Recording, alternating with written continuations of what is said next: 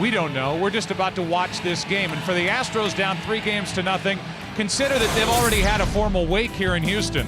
You go back to the 1st of June and look at the headlines in the Houston Chronicle.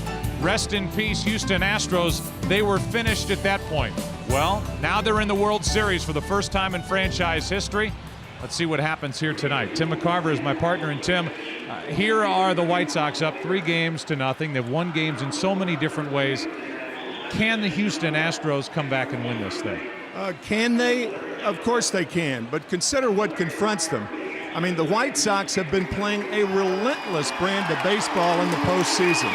It's been so good that a lot of people feel that they could beat any team from any era, and all you have to do is pick a category: pitching, defense, base running, pinch hitting. Consider this. The guys who have won the last 2 games with home runs, Scott Podsednik and Jeff Blum last night, had 1 home run this year. 1, and they have 2 in the last 2 games. Tonight for the Houston Astros, it's simple. Get a win and force Game 5 tomorrow night. They go behind Brandon Backe, a 27-year-old right-hander. For the White Sox, their mission, win tonight and celebrate.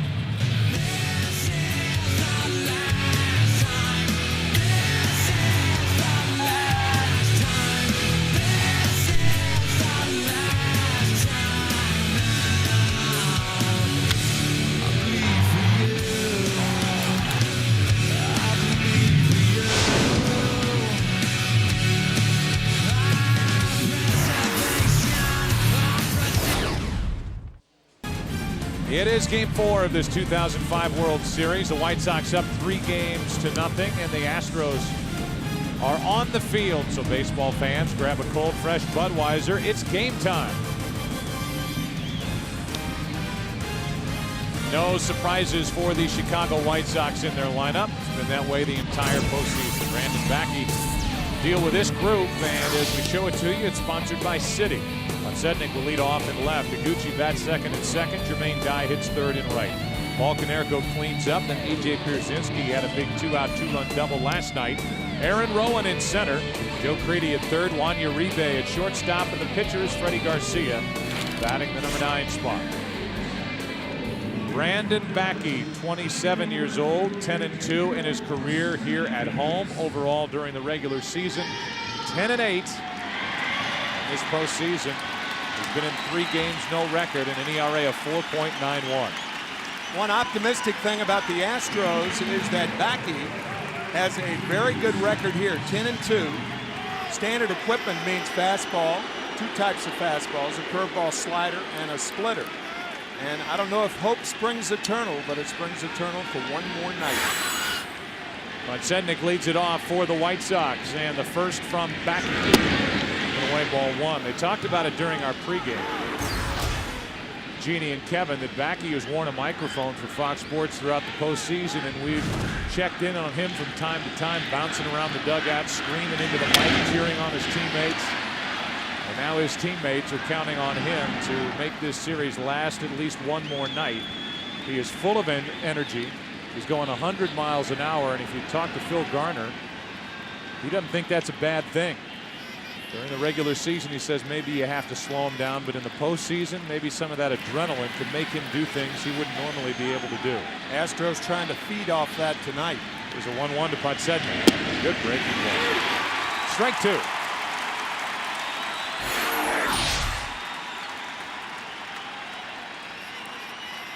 Our Fox tracks will allow you to keep track of it all evening. The 1-2. Backe started to walk away, thought he had strike 3. Instead, it's ball 2.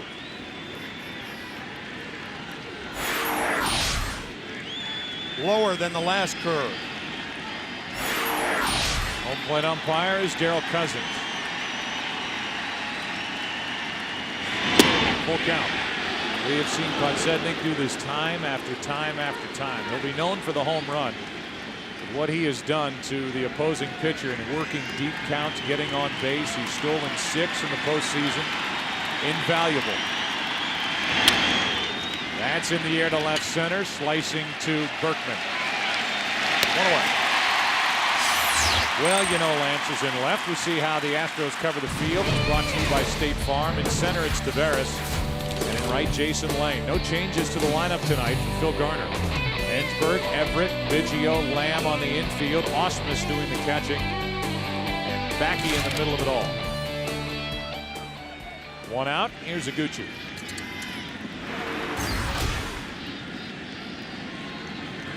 And a new baseball for Brandon Backe. Chicago White Sox, such a diverse team, as we said in the opening, with their power, pitching, defense, base running.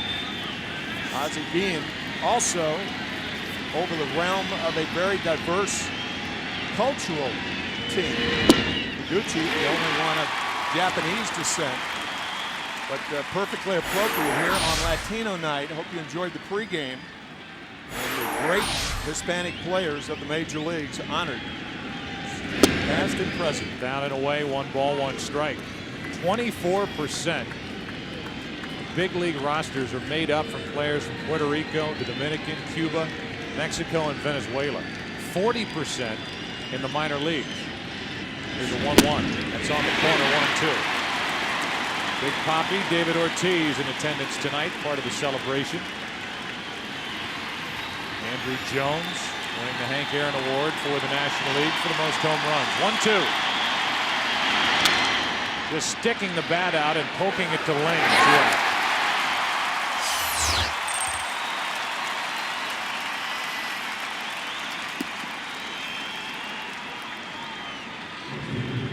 More about Brandon Backe, 27 years old. He started in the minor leagues as an outfielder. His childhood idols are his teammates, Biggio and Bagwell. That's a nice politically correct answer. And he was acquired from Tampa Bay in 2003 for Jeff Blum, last night's hero with his 14th inning home run for the White Sox. Here's Jermaine Dye. There's ball 1. Blum is 32 years old. He's with his 5th team. One of the most unlikely heroes on either roster. And he stepped up, put Chicago back in front last night for good.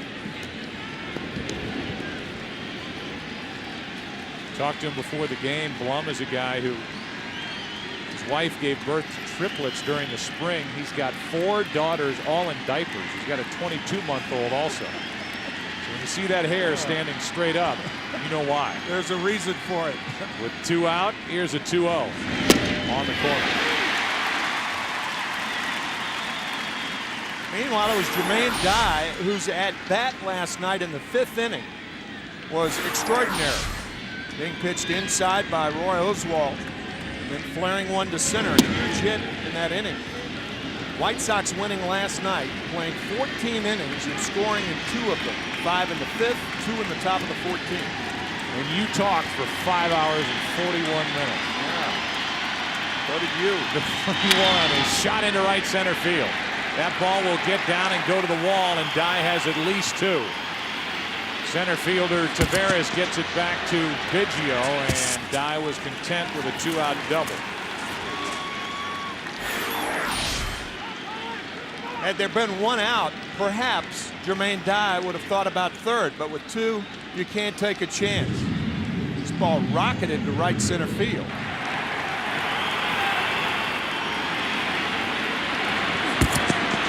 Dye with a home run with 2 out in game 1 off Roger Clemens, and he doubles with 2 out in game 4. Last 37 games against National League teams, Dye came in hitting .373 with 10 home runs and 28 RBIs. And against Backe of the Astros, he has a 2-out double. Here is Konerko. Breaking ball stays upstairs, ball 1. Backe was born in Galveston, Texas. Lives in League City, Texas. And this year set a career high in victories, innings pitched, starts, and strikeouts.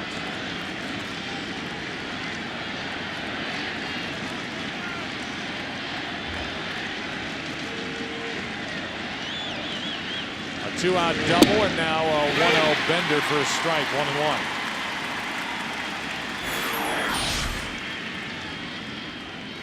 Notice a high curveball. A lot of pitchers can't throw a good curveball from the stretch. They need the power of the windup to generate the break in the curveball. Both curveballs have been high to Konerko, and I think the Angels know what Konerko could do with high curveballs. Yeah. He took a couple out. First inning, games 3 and 4 in Anaheim. 1-1 pitch. Up and in, 2-1 on deck is Persists. Konerko, a guy who, as we mentioned early in this World Series, is without a contract past this year, but also a guy who's made Ozzie Guillen happy by not talking about it for 1 minute. Just focusing on what he has to do for the 2005 White Sox. Here's a 2-1. 3-1. What has Konerko done this postseason? During the season, he had his second straight year with 40 home runs and over 100 RBIs. Was the ALCS MVP, and this postseason 5 homers, 15 RBIs, the all-time franchise leader in those categories. But as he said, the most important thing that's happened to him, birth of his first child, his son Nicholas, last week. I know it's chump change compared to what Konerko will get next year when he signs a huge contract, but as a bonus for an MVP of the ALCS, he received $75,000. A lot of players have clauses like that in their contract. All-star teams, MVPs, things of that nature. 3 balls and a strike, runner at second, 2 out. First inning, and Konerko had a rip. It's full.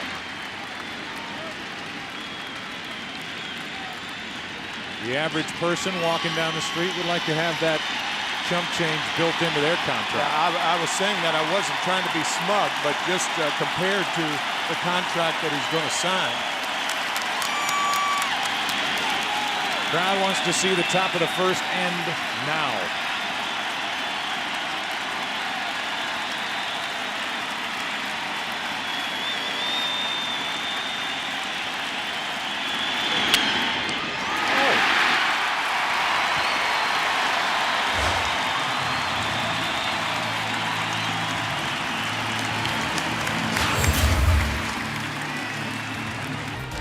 Take a look at the lineup for the Astros. No changes. It's brought to you by Citi. Biggio leads off. Tavares bats second. Berkman is in left. And Ensberg, Lamb, and Lane. Osmus, Everett, the shortstop. And Brandon Backe, a good hitting pitcher, batting ninth. Biggio chops it foul. When you talked to Phil Garner before the game, one of the first questions we asked is whether he toyed with the idea of changing his lineup around after last night's futility trying to hit. With only 2 hits total from the 4th inning through the 14th. He said he toyed with it, but decided against it.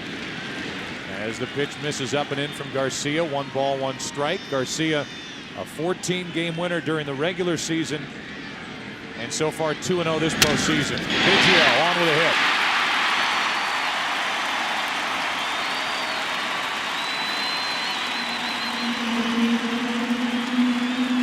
White Sox have done such a good job with the opposition in not allowing them to get comfortable, not allowing them to have multi-run leads. And that's what the Astros need to do tonight, reestablish their offense. It has disappeared last night. Funny thing is, the justification for not changing his lineup by Phil Garner was because he thought that these guys were due. Said, I know that Ensberg's a better hitter than a 100 average. I know Biggio's going to hit better.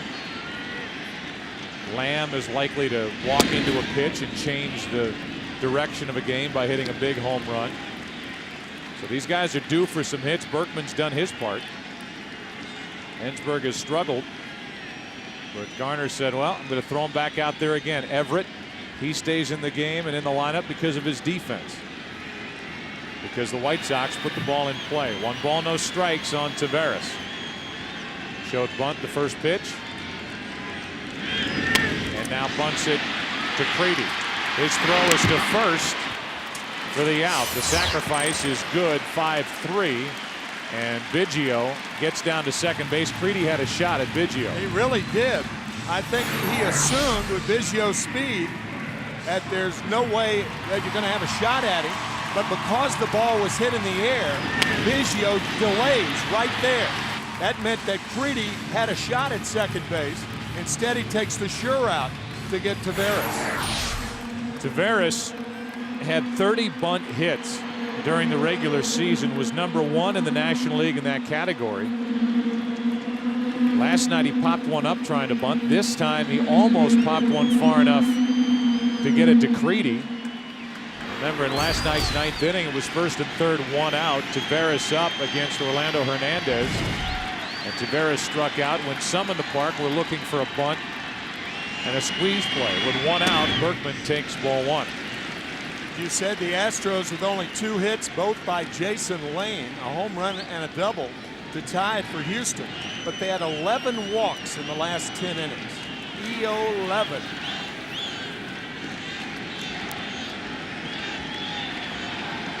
From the 9th inning on, they were handed 8 walks, had a hit batsman, an error, didn't score. Berkman, 1 ball, 1 strike.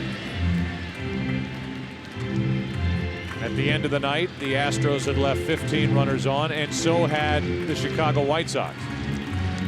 Freddie Garcia has had problems in the first inning, and he is the first starter who is up to clinch for the White Sox. And that's what Ozzie Guillen has tried to preach to Freddie all season. Start the game like there were men on base with that type mentality instead of being laxed when you start. Here's a 1-1. Berkman strike 2, and to support that, Garcia during the season with runners in scoring position, opponents hit only 195 against him. With the bases loaded, 143, so he seems to tighten up and pitch better when he's in trouble. He's got a runner at second here, 1 out. No score in the bottom of the first of Game 4 of the World Series.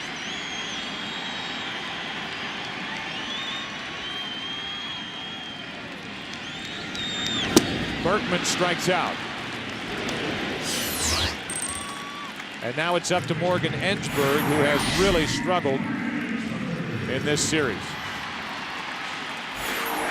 So with 2 down, we look at the defense and how the White Sox cover the field, brought to you by State Farm.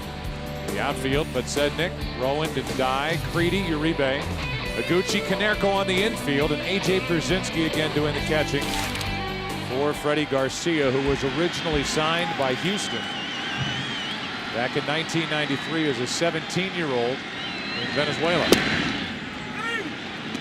That drops in for a strike to Ensberg. You could see the type series that Morgan has had, that off balance. When he landed on that left foot, he was off balance. More than any hitter on either side, he is caught in between. The worst thing that can happen to a hitter. Even in his stance. 1 ball, 1 strike. Something that Garner talks about, that his timing is off. He doesn't know exactly what he wants to do. Starting with that wide open stance and striding into the pitch. Up and away, 2-1. On deck is Mike Lamb, but at the plate is Ensberg.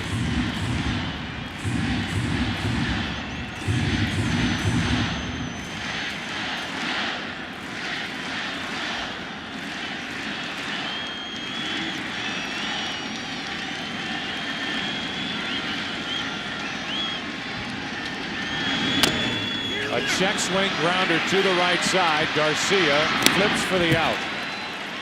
And the cleanup hitter for the Houston Astros, Morgan Ensberg, still struggling. Off we go to the second. No score. As we go to the second, there is no score here in Houston. Who's keeping score? Barbara Bush. Watching every pitch, as she did here last night. All 5 hours and 41 minutes of it. First up is A.J. Persists, Aaron Rowand, and Joe Creedy. 5, 6, and 7 hitters for Chicago, and Persists drills Backe. Somehow he knocks it down, picks it up, says he's okay, 1 out. You know, we didn't get a chance to him to talk about the play he made to end the top of the first, and it probably saved a run, and here he turns into a wall, knocks it down, and gets the out. He went from saving a run to saving a serious injury on that line drive by Persists. That was a terrific play to end the first inning.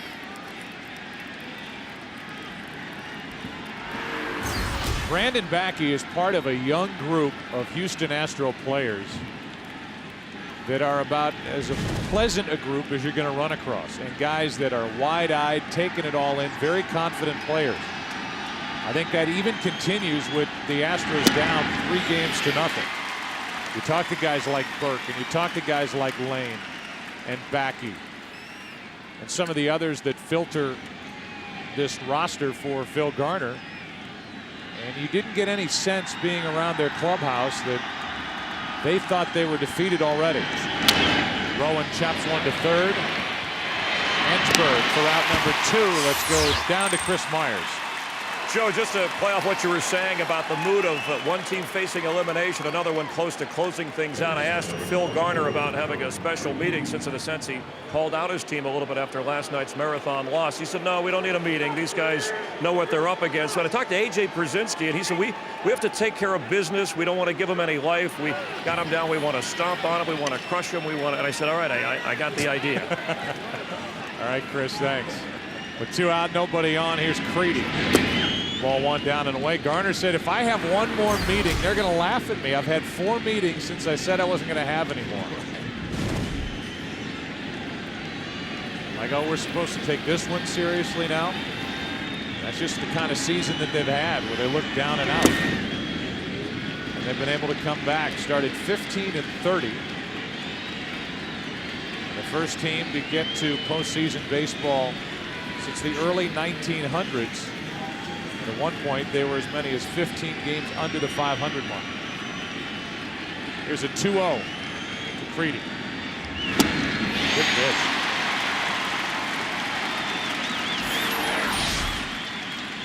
Two ball and no strike, breaking ball, and a fastball count.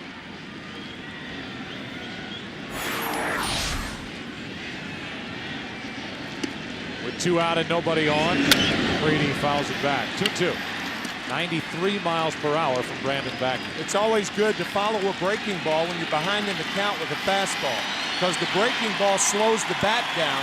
The fastball makes him foul the ball off the other way, as Creedy just did. It's not exact, but it's a good philosophy.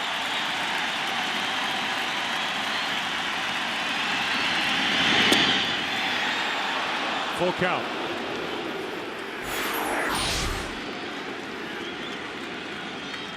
Breaking ball misses inside.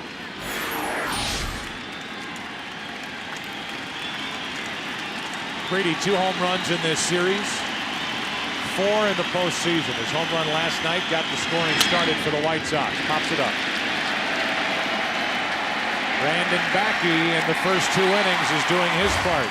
The Astro offense come to life. Lamb first up for Houston. No score.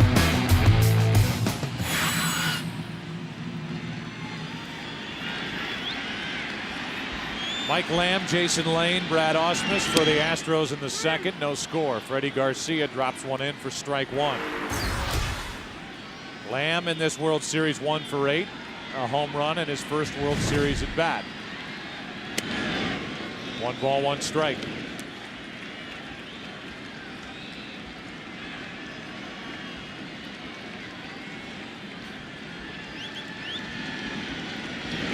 Lamb rips one into right field. Back at the wall. It's off the top of the wall, and Lamb is into second base with a double.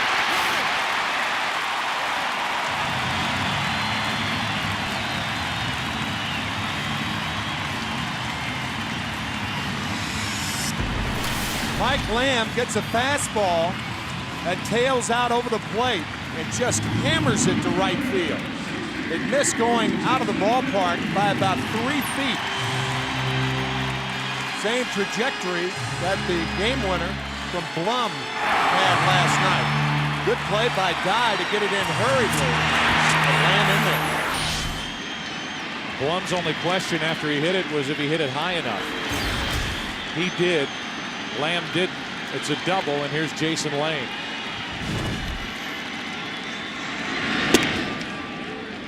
Ball one high. Brzezinski popping up and looking down at Lamb. There was no one near second base. And Lamb was able to bounce off with a big lead.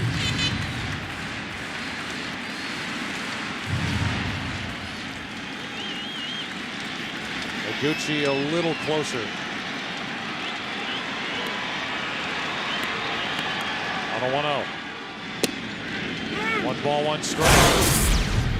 Last night, 14th inning after a tremendous double play turned by the Astros.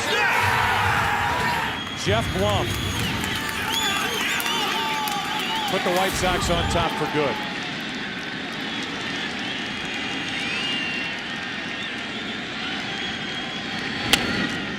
Lane fouls it off to the right. You know, Blum, we talked to Ozzie about it before the game, Tim, and I said, did you think at all of putting Pablo Ozuna in the game at second instead of Blum? And he went and he got his lineup card out of his locker.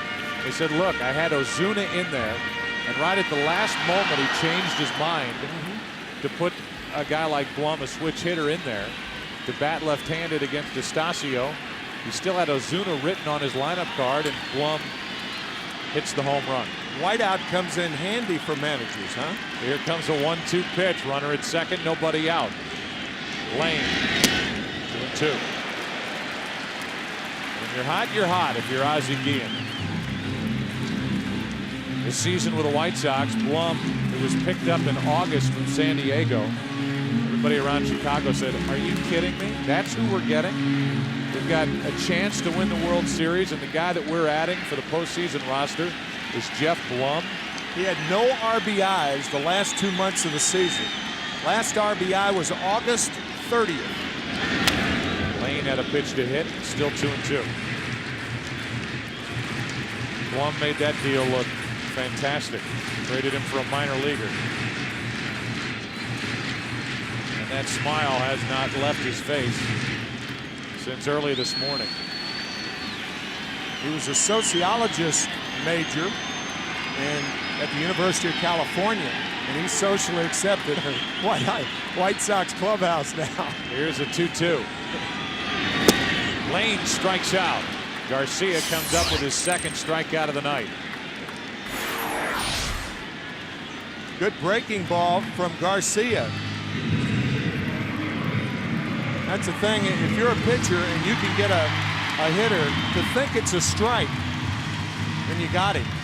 It's one of those pitches that looked like a strike and wasn't. Now it's Ausmus. Only 2 RBIs this entire postseason in 53 at bats. Drove home 47 during the regular season. On the inside corner, strike 1. You think about this White Sox rotation. Burley through 236 and 2/3 innings led the AL. Garland 221, Contreras 204, Garcia 228. Takes a load off your bullpen.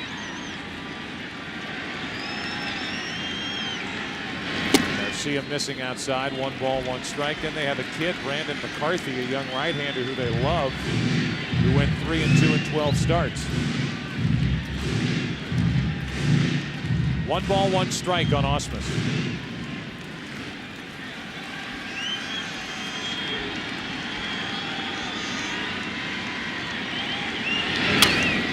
To the left side, it's a foul ball. Foul ball for strike 2. That's Joe West, the third base umpire tonight, the crew chief. Once it goes by the bag, it's the third base umpire's call. And you could see that ball would have been fair had it not hit the cutout and taken a left. One more time. Doink. So Ausmus thought he was out. Had it all the way. I'm back and ready to hit. 1-2. Old school Astros. Rainbow uniform from the Astrodome. They became the Astros in 1965 when they moved into the Dome. 1962, their first year, they wore the Colt 45s.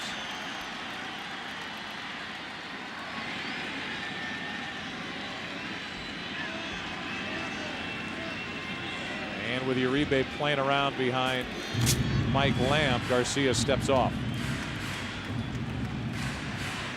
Garcia won Game 3 of the division series at Boston, went 5 innings. He won Game 4 of the ALCS in Anaheim. An 8-2 complete game. Allowed 2 runs on 6 hits. 2-2. Sometimes who's covering second base can be an indicator as to how a team's trying to pitch you. If the shortstop's covering with a right-handed hitter up, that means they'll probably pitch you away because the second baseman has to hold his position. That's why toying with Lamb at second base is the shortstop Uribe and not a Gucci. Struck him out looking, and that's back-to-back strikeouts after the double. And 3 on the night for Freddie Garcia.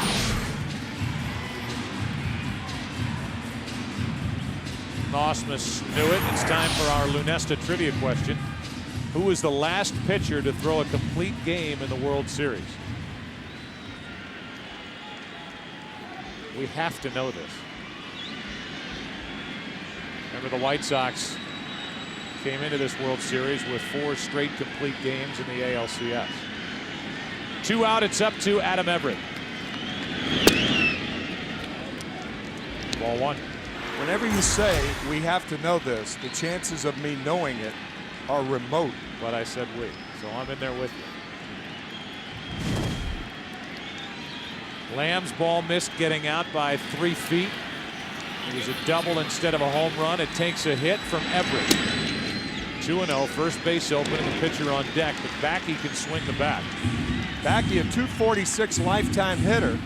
And of course, Houston fans trying not to get ahead of themselves and worry about who's starting tomorrow night because they have to win tonight. But it is a big question around town. Will Roger Clemens start if the Astros win this evening? Everett fouls it away. It's 2-1. Last night, for 5 hours and 41 minutes, the Astros had no trouble getting guys on. At times, they were able to move them over, but they could not get them in. In this postseason, Adam Everett 0 for 14 with runners in scoring position. Up on the count here, 2-1.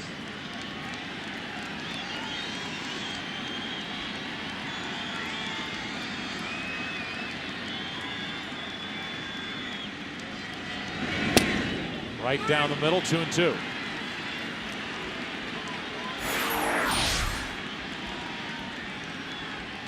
Good breaking ball from Garcia, who is very adept at getting his curve over in fastball situations. He's done it several times in the first 2 innings. Garcia, only 29 years old. Right in his pitching prime. It is 2-2. Everett to third. Backing up on it is Creedy. And the throw for the out. A wasted leadoff double by the Astros. Lamb hit it. And then he sat and watched with the rest of us. 3rd inning, Houston, no score, Game 4. The White Sox will send in Juan Uribe, Freddie Garcia, and Scott Podsednik, the 8, 9, and 1 hitters. For Chicago, no score, 3rd inning. Ball 1 up and in from Brandon Backe. Uribe has 4 hits and 12 at bats, 2 RBIs in this series.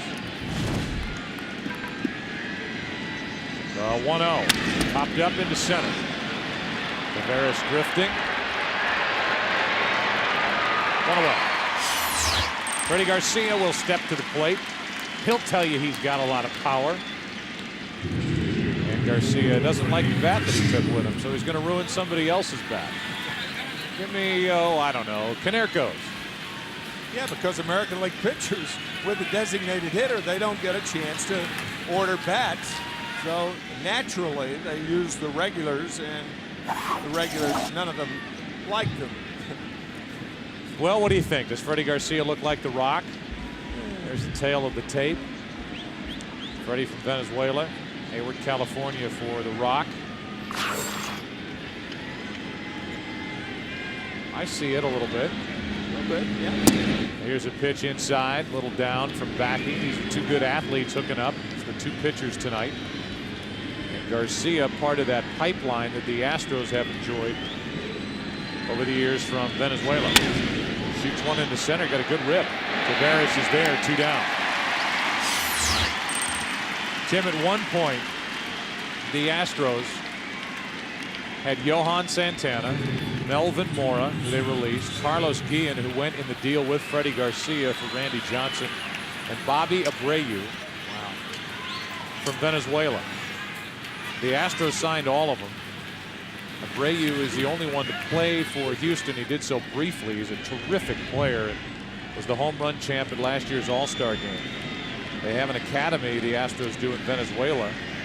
And Andres Reiner is responsible for finding all of that talent, and Garcia part of it for the Astros, and as we said, dealt in July of '98 for Randy Johnson. Here's Podsednik with 2 out, ball 1. Randy Johnson helping the Astros reach postseason that year and then losing twice to the San Diego Padres. And the Padres eventually faced the Yankees to lose 4 in a row in the World Series in '98.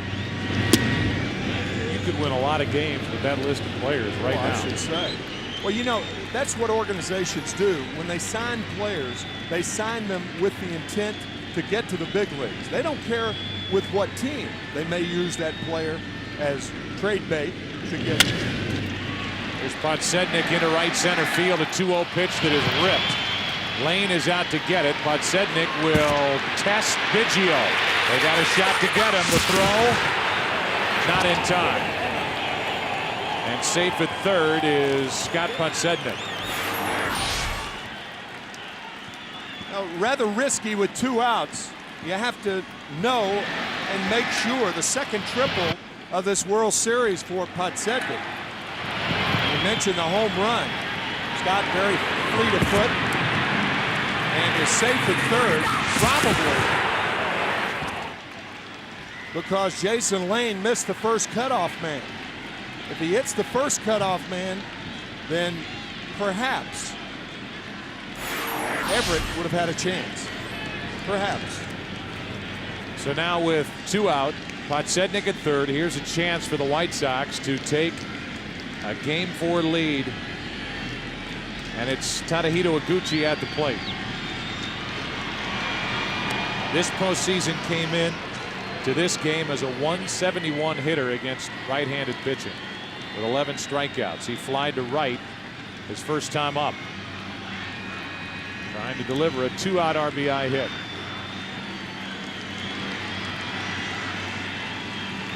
Backe works from the windup.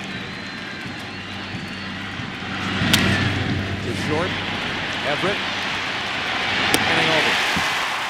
Backe has pitched 3 scoreless. He'll lead it off in the bottom of the third. With Biggio and Tavares to follow. Game 4, no score. Our Lunesta trivia question: who was the last pitcher to throw a complete game in the World Series? The answer: Josh Beckett. Game 6 of the 2003 World Series, a 5-hit shutout.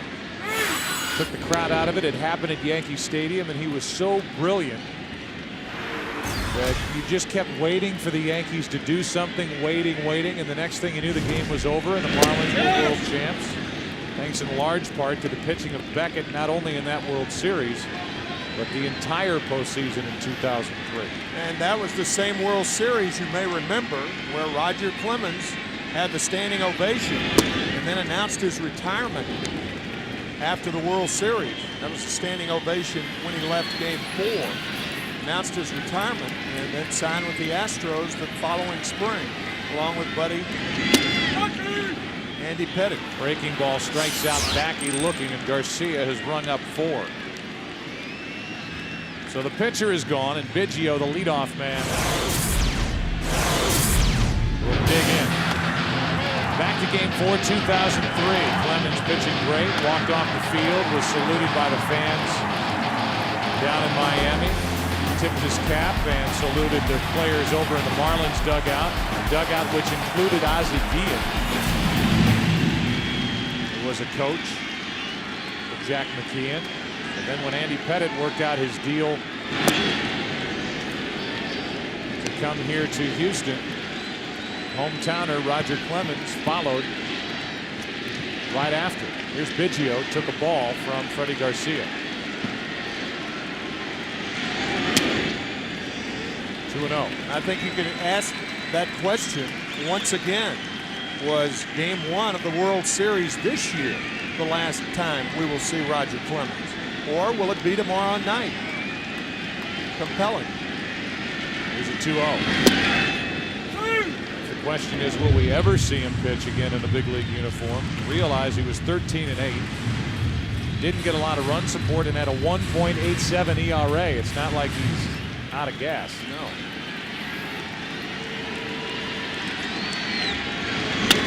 Biggio, who singled his first time, grounds to Creedy. 2 out.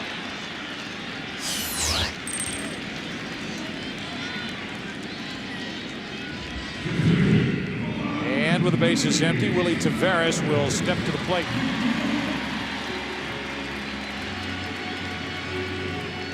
Willie dropped down a sacrifice bunt his first time. Probably the leading candidate for Rookie of the Year in the National League is Taveras, who skipped AAA. Got better and better as the season went on. Got off to a great start in games 1 and 2 in Chicago. If you compare his numbers to the numbers other rookies put up in the National League, that's his season. Creedy cuts it off. That saved a hit. Good play. Joe Creedy ranging far to his left. Astros go in order. 4th inning rolls in game 4. Chicago and Houston, no score. The World Series on Fox is sponsored by Verizon Wireless. It's the network. By the personal advisors of Ameriprise Financial. By DHL, delivering America's pastime on time. And by Chevy. Chevy and baseball, they just go together. At American Revolution. 3, 4, and 5 hitters for each side in this 4th inning. The main guy doubled his first time up, takes a strike from Brandon Backe. Last night we were talking about how it was the most important game in Astros franchise history. They had Oswalt on the mound. They built up a 4-0 lead, but it wasn't enough. Dye is on with a hit. He's 2 for 2.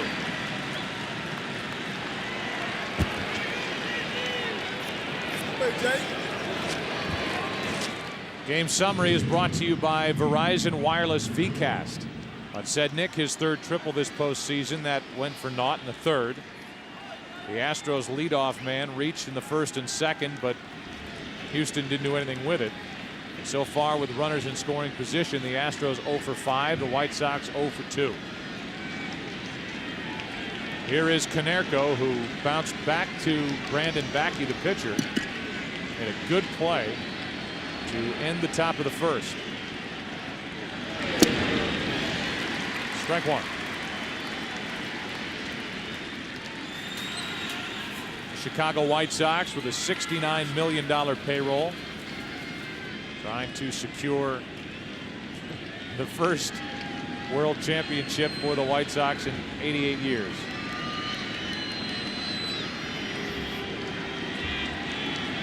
No balls, 1 strike, 1 on, nobody out. The breaking ball from Backe, strike 2. Konerko waving at the first 2 pitches from Backe.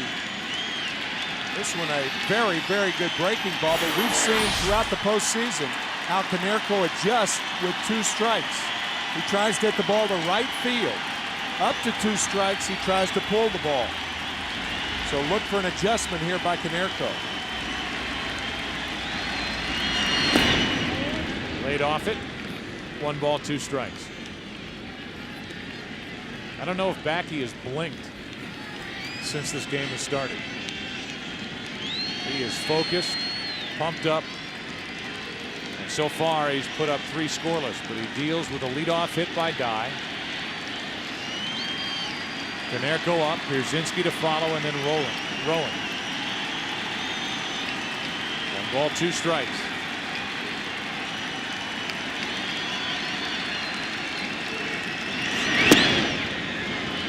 Tight, 2-2.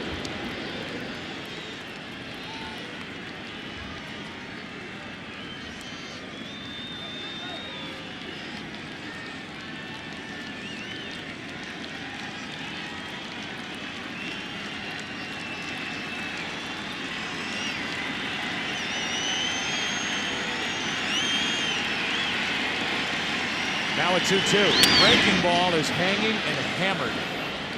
You talk focus on the part of Brandon Backe. Here's Brandon talking about it. When I'm out there on the mound, I really don't see anything.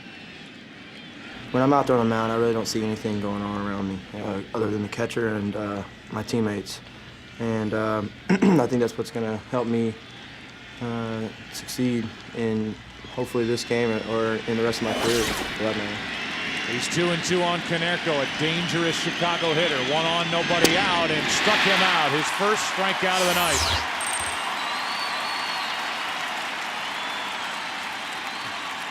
That was a pitch the White Sox had not seen. The straight changeup. After 3 breaking balls away, a fastball in, and a changeup and a beauty.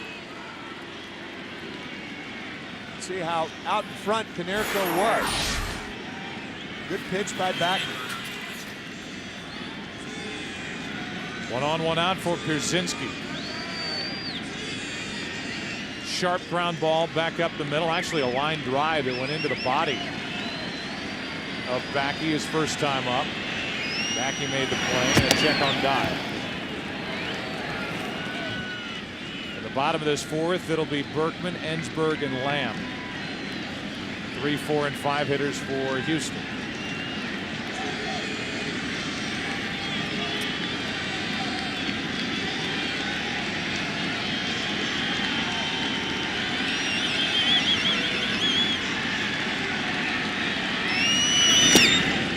Is taking all the way. Strike 1.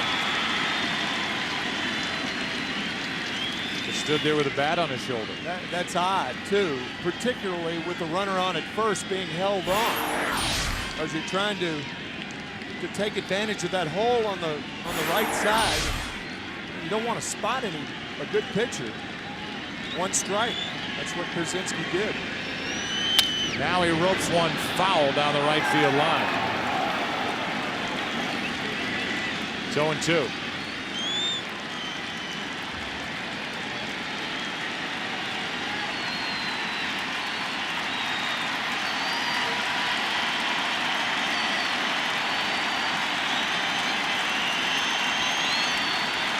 Slowly but surely, Brandon Backe is giving these Houston fans some hope tonight.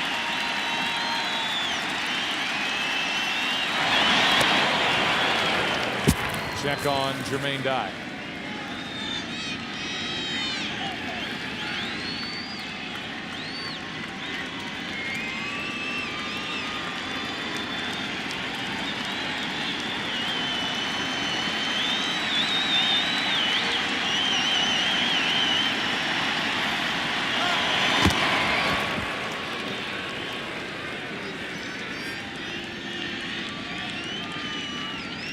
Talk about 0-2 counts, 1-2 counts. If you make a hitter reach and he gets a hit, there's nothing you can do about it. But you don't want to do him a favor and get to 0-2 and pitching like it's 2 balls and no strikes. Back inside again, and the count's still 0-2. Jim Hickey, the pitching coach, we saw moments ago sitting with Roger Clemens. I think the answer to your question earlier about Clemens tomorrow night is nobody knows. Nobody knows if there is a Game 5 tomorrow night, if Clemens' hamstring will allow him to pitch. Depends on how he feels when he gets to the park tomorrow. Right now it's Backe in Game 4. Is 0-2. Persists did not go. Ball 1.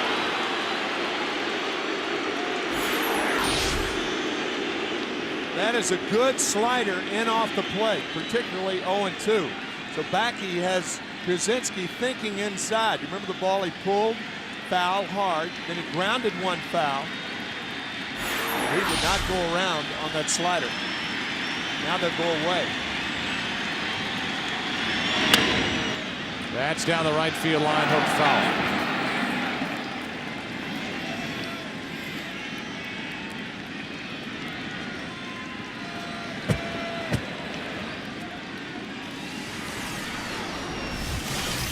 Persists with 3 hits in 12 trips in this World Series.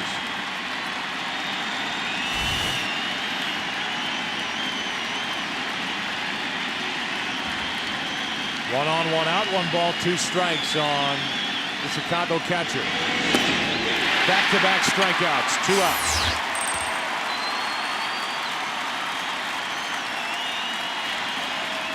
Another diving slider in off the plate. The hitters will let you know what kind of stuff you have. Brzezinski going after the bad slider in the dirt. So Backe gives up the leadoff hit to Die, comes back to strike out Konerko and Brzezinski, and now works to Aaron Rowan.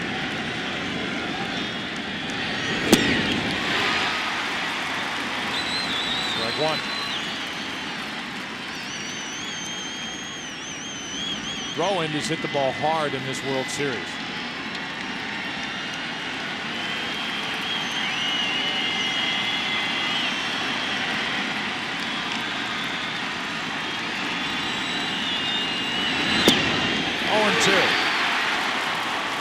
Backe could strike out the side here in the 4th. He's got the slider working and going down for him now.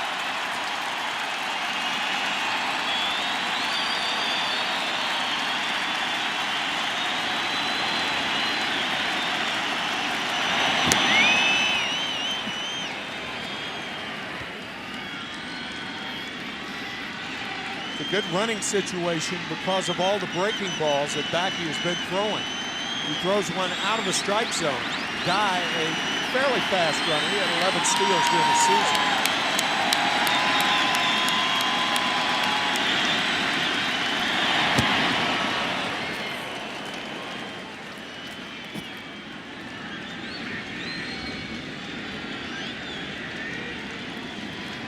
Brandon Backe, who has won a grand total of 16 games in his big league career. As the Astros' hopes pinned to his chest. Down 3 games to none, working in game 4. To the red-hot White Sox, and another throw to check on Jermaine Die. 0-4 in his career in 4 starts against American League teams.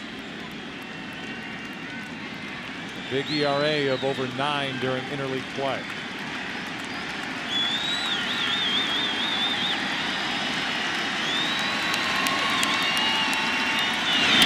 Rowan hits it foul.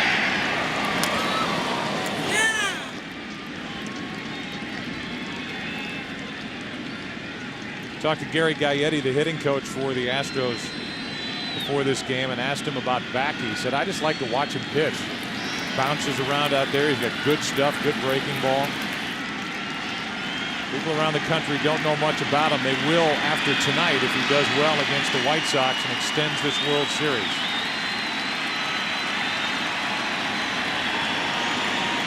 Guy takes off, swing and a miss. Backe strikes out the side.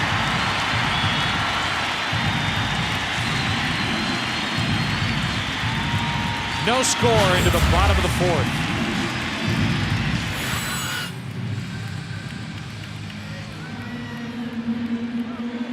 It'll be Berkman, Ensberg, and Lamb, the 3, 4, and 5 hitters for the Astros. Bottom of the 4th inning, no score. Berkman struck out his first time. Garcia has struck out 4. Ball 1 down and in. How about that outfit? Little shout out to NASA. Yeah. Little space kid. Here's a 1-0. 2-0. Well, right now the Astros have a problem.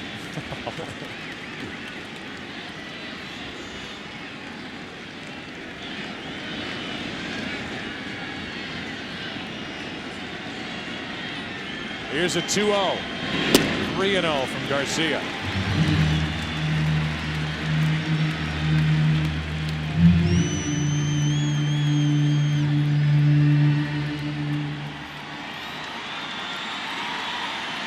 On 3-0, Berkman takes a strike, 3-1.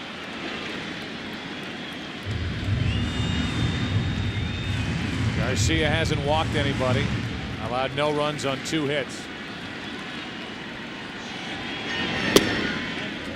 That's ball 4, and Berkman wanted to make sure. You know, the last time up, we talked about Morgan Ginsburg and how confused he looks at the plate. Watch his front foot. Not quite as open there. Right of your screen, open, then he closes. Now he's wide open on the left for game 3 to close. And later on in game 3, he stays closed. And that tap toward first base is first time up. An example of just how confused he is at the plate right now. Takes a fastball for a strike. First at bat tonight. All off balance, back on his left heel. You know, that front foot serves as kind of a feeler to hitters as to what their at bat's going to be like. They've got to have balance on the front foot, and Morgan doesn't have that right now. Ginsburg fouls it, backing out of play. It's got to be a disconcerting, almost frightening feeling to be playing on the biggest stage in the sport and not be confident in your swing as a cleanup hitter for a team. Well, you can see, again, he's more closed now than he was taking the first pitch. And in the hole. And that's when you're going poorly. Seems like you're in the hole all the time. You almost come up to the plate with it 0-2.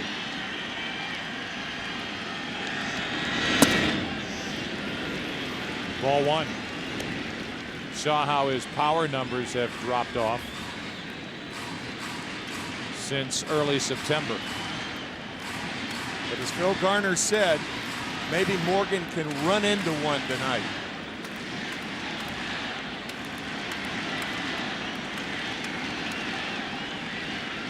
A leadoff walk. Ginsburg strikes out. 1 on, 1 out. And that's 5 strikeouts for Freddie Garcia. The left foot, Morgan Ginsburg's first at bat tonight. Wide open. Almost headed toward third. Second at bat, you don't know where your front foot is. So if you don't know where your front foot is, you can't pick the ball up very well. And on pitches middle half away, he can't reach it. No, that's one of the problems with that open stance to begin with. Here's Lamb, who almost hit a home run his first time up. Missed it by about 3 feet. High off the wall and right. And Garcia stays away, ball 1. So 5 strikeouts to go with a 1 walk and 2 hits. It's the night for Garcia.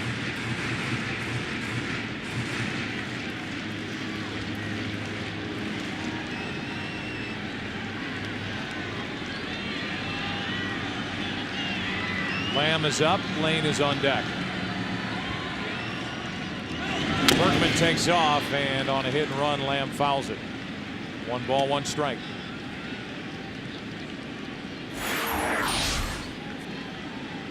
With the hit and run on, you as the runner at first base do not want to get picked off. So you take 2 steps, look back. Normally, I don't think Phil Garner would be hitting and running with a power hitter like Lamb. But the Astros offense is desperate right now. He's just looking for any spark to get this team going. Lamb delivered that double leading off in the second, and then back-to-back strikeouts and a ground out. That was it. A leadoff hit by Biggio in the first. A bunt by Tavares got him the second. Berkman struck out, and Ensberg tapped back to Garcia.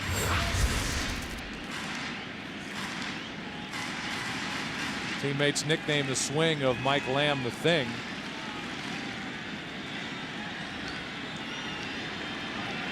Holds his hands way away from his body as he waits for a 1-1. 2-1.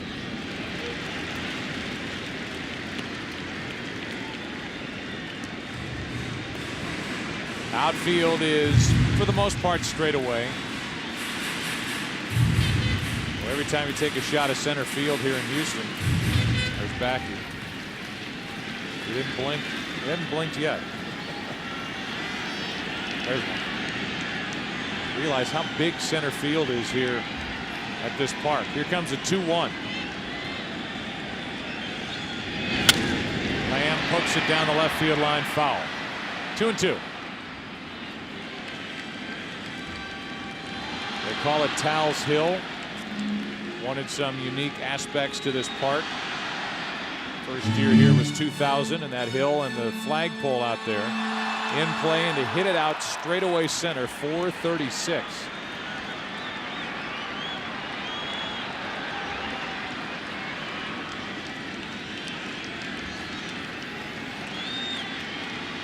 Two balls, two strikes on Lamb.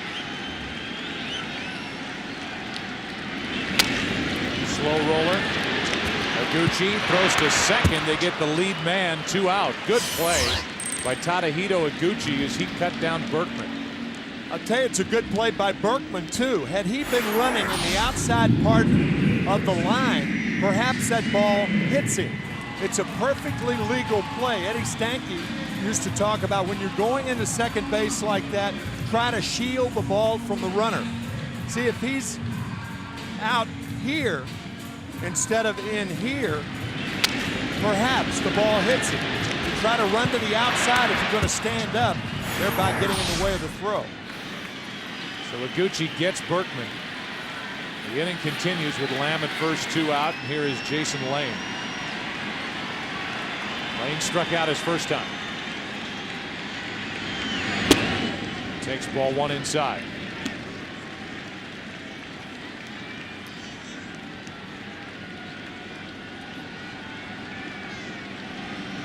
Still wondering where the offense is going to come from for these Astros. A leadoff walk. Ensberg struck out. Lamb grounded out. And Lane evens the count of the ball and a strike. Try to clarify that if a runner is running from third on a softly hit ball, if he runs out here, he can still touch the base. If he runs in here, the shortstop's going to be in this area there. And if you slide, you actually make it easier for the shortstop to see the ball. Watch Berkman. He stands up, and that's the proper thing to do, but he runs back inside, and the shortstop has a clear view to catch the ball. Lane grounds to short. Uribe to second for the force out to end the inning. A leadoff walk. The Astros strand their third, and we go to the 5th inning of a scoreless Game 4. Back after this from your local station.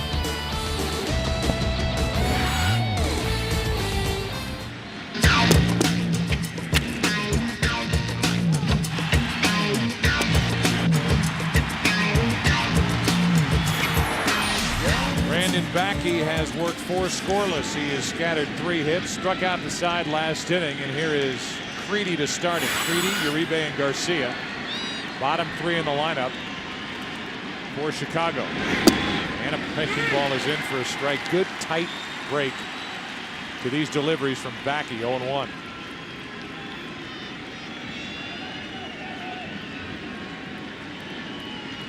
Creedy fly to right, his first time up.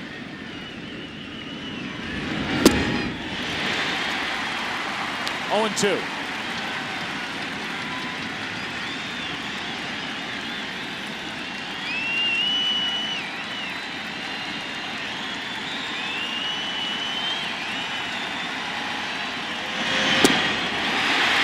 struck out 4 in a row. His pitching coach Jim Hickey visited with Tim McCarver.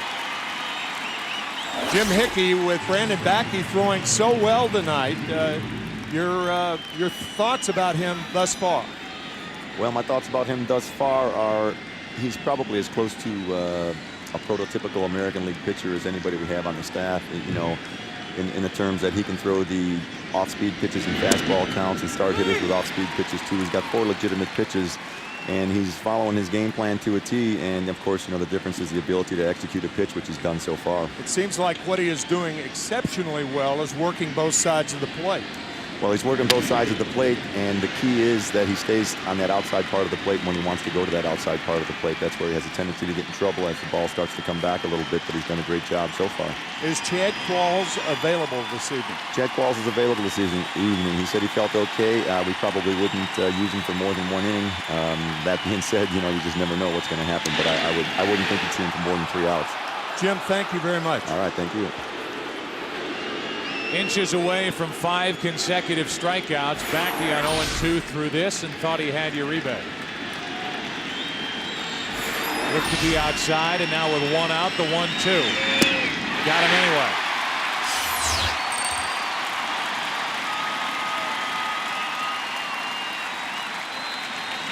In case you're wondering, the World Series record is 6 for consecutive strikeouts, and Backe is at 5 with a pitcher, Garcia, coming up. I was thinking the same thing. He's got a chance to tie it with Freddie Garcia coming up.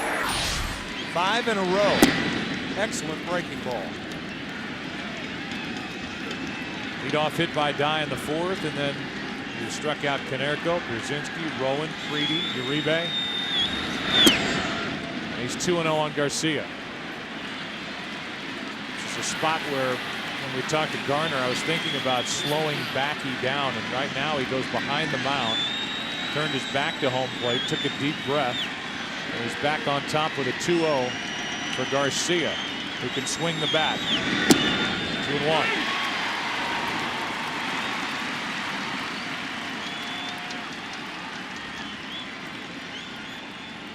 Backe was 5-6 years old. His dad nicknamed him Hot Rocks because he bounced around so much. And he'll bounce off that mound if he can strike out 6 in a row in the World Series.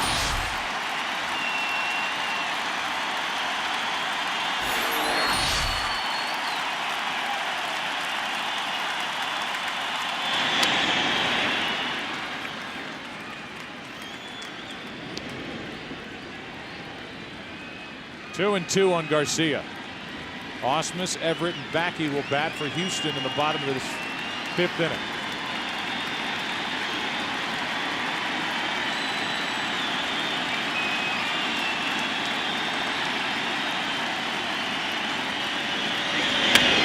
Hard hit, Ensberg. Old Hot Rocks is through 5 scoreless in Game 4. Old Hot Rocks. Backe jogs back to the dugout. No score here in Houston.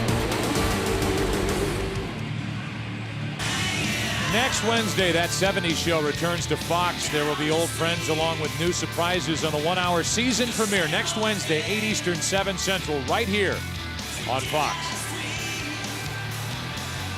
We move into the bottom of the 5th.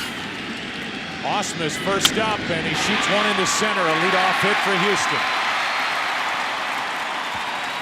That is the 4th time in the first 5 innings that the Astros have put their leadoff man on.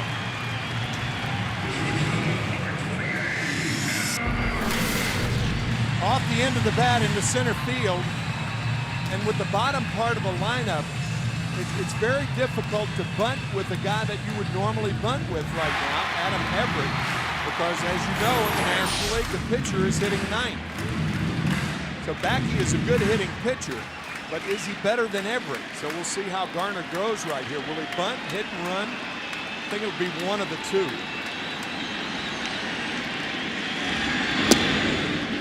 First pitch, nothing on, and a ball down and away. Garcia's had good velocity tonight. Had the ability to get the breaking ball over behind in the count. He's racked up 5 strikeouts, as has Brandon Backe.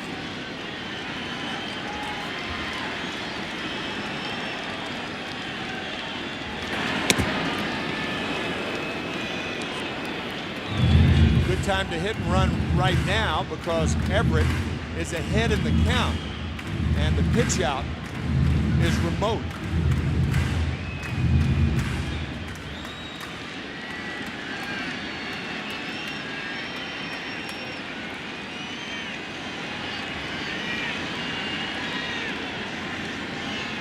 There goes Ausmus. Hit and run is on. Throw to second, out over to first, double play. Even with the hit and run on, Creedy and Iguchi turn a 5-4-3 double play.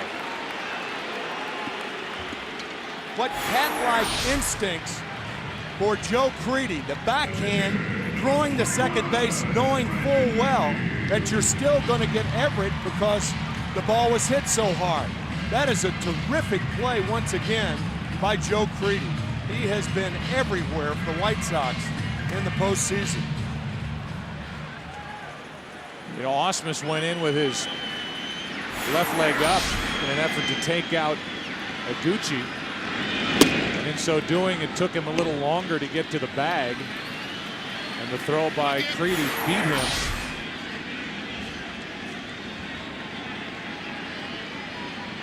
For the first out. And then the double play, 5-4-3, and the White Sox have done that this entire postseason. Backe with a 1-ball, 1-strike count. So you were right, the hit and run was on. And even with the hit and run, double play as a result.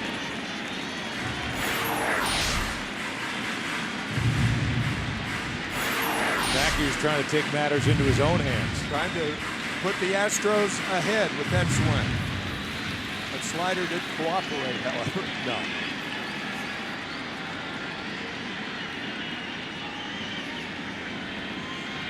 With 2 down, 2-2. It's obvious, though, with the 2 at-bats that we've seen, we've got a matchup of 2 guys who are on tonight with their stuff on the mound and 2 guys who can swing the bat. Yeah.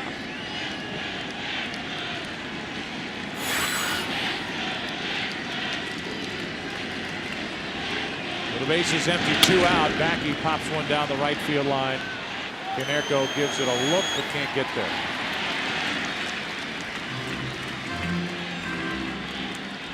This date in baseball history, October 26, 1997. The Marlins, who were formed in 1993, became the fastest team in baseball history at the time to win a World Series title with a 3-2 win over the Indians. More information, Major League Baseball. You can log on to foxsports.com on MSN, keyword Budweiser. Full count now on Backe.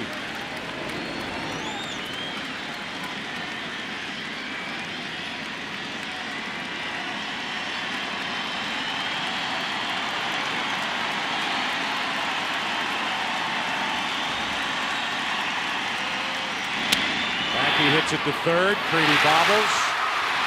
Goes off the arm, and the Astros, despite the 4th time in 5 innings putting their leadoff man on, get nothing. 6th inning, top of the order for each side. Game 4 is still scoreless. The World Series on Fox is sponsored by Chevy. Chevy and baseball, they just go together. An American revolution. That vehicle will end up in the possession of the MVP of this World Series. And we move to the 6th inning of Game 4. There's no score. White Sox have 3 hits tonight. Backe has struck out 5, and Podsednik grounds to short. Everett 1 out. Here's Ozzie Guillen. Ozzie Guillen, your team is up 3-0. How do you guard against your team relaxing now, thinking that this thing is in the bag? Well, it's not in the bag. I think my team's prepared. Take 1 game at a time.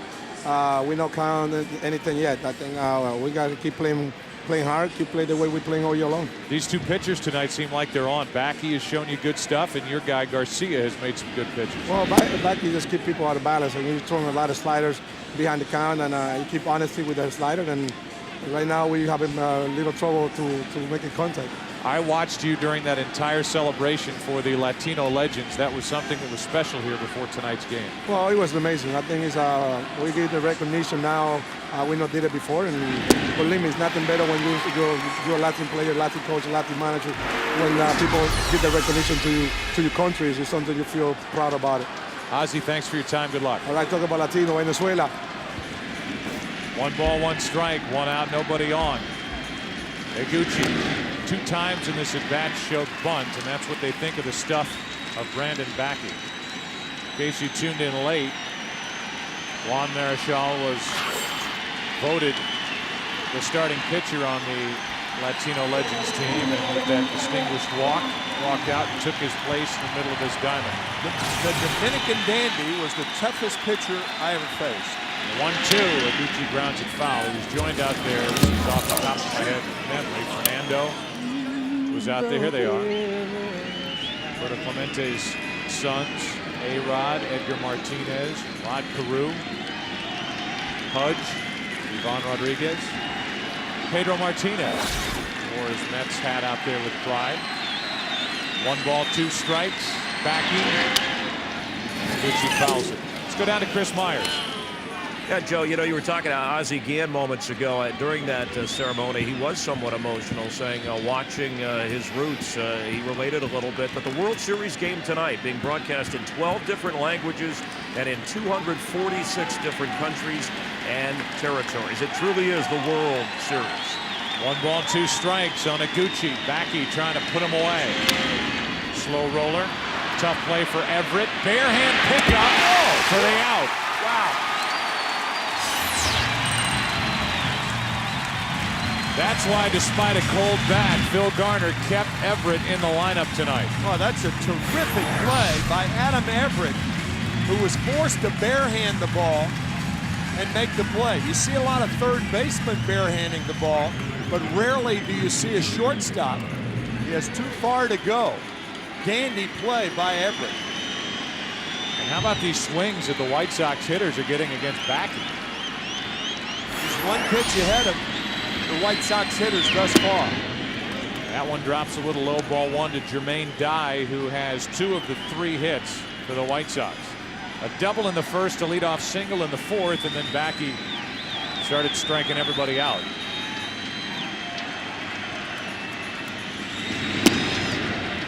You know, the funny thing is, this World Series, the White Sox are up 3 games to nothing, but every game has been nail-bitingly close. I mean, this is night after night. Last night, 14 innings. 5 hours and 41 minutes. Dye takes a strike, 2-1.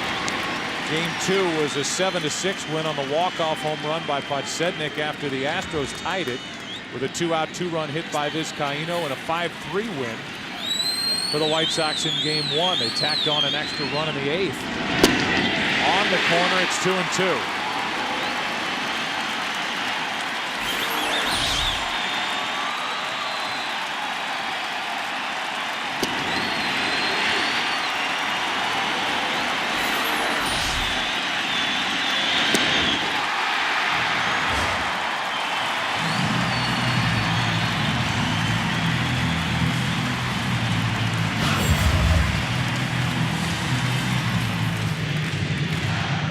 Fans, join Major League Baseball in our efforts to rebuild the Gulf Coast. Support Habitat for Humanity by calling 1-800-HABITAT.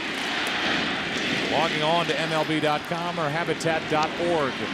Biggio first up, 6th inning. Podsednik, the commissioner of baseball. What a banner year it was this year across the major leagues. Record attendance, great races, the wild card. Much fun was that, tracking that down the stretch. And it was the Astros clinching on the final day to hold off the Phillies. As Biggio drops down the bunt, it stays fair, and Persists gets the out. The put out, 2-3. Good play by Persists. Notice how he barehands it and pivots on that right foot to get something on the throw.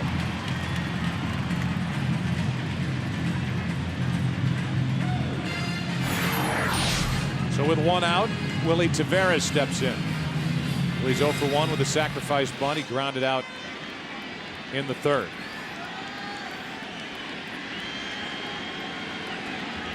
Garcia. Line drive into right is a hit. Mark Burley, who got the save last night, is wearing a microphone down on the bench for Fox Sports.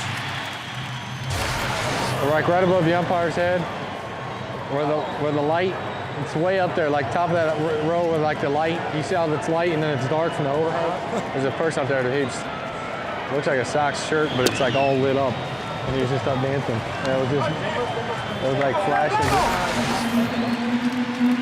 He came out of the bullpen last night to get the final out with 2 on and 2 out, and his team up by 2 in the 14th. He got Everett to pop up. He was the starter, got a no decision in Game 2. When he went 7, allowed 4 runs on 7 hits. I think Taveras has got to use his speed and try to get a jump and steal a base.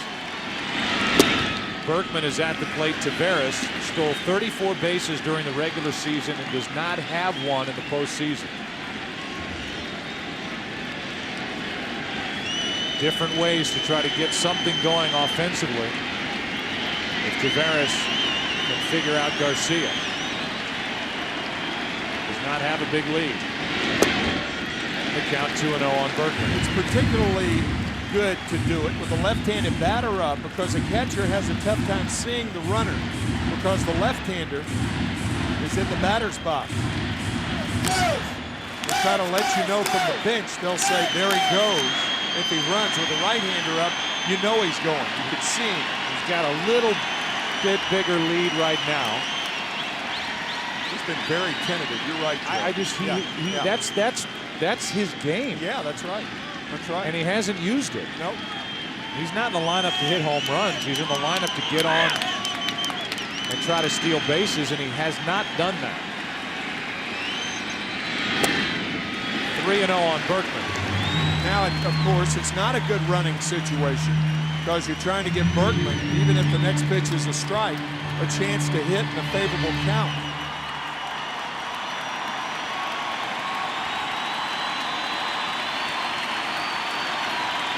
Garcia walks Berkman on 4 pitches and puts 2 on with 1 out. But again, it's Morgan Ensberg who finds himself in the position to do something for Houston. He's 0 for 2. He's tapped back to the pitcher, struck out, and has not looked good in his 2 plate appearances against Garcia tonight.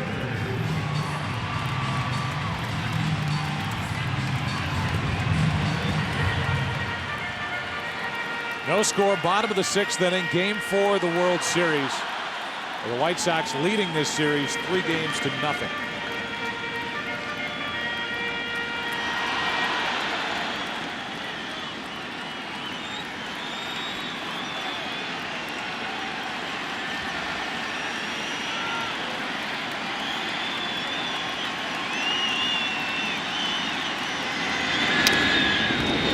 Fouled for strike 1.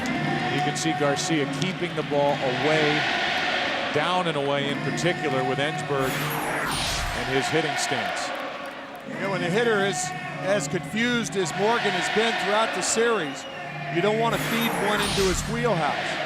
Just watching Taveras down there, he is so tentative getting off of second base. It's a terrible lead. Away again, and this time too far away. 1 ball, 1 strike. In a scoreless game, the guy with the speed of Willie Taveras is leading off second like he would off first, being held on.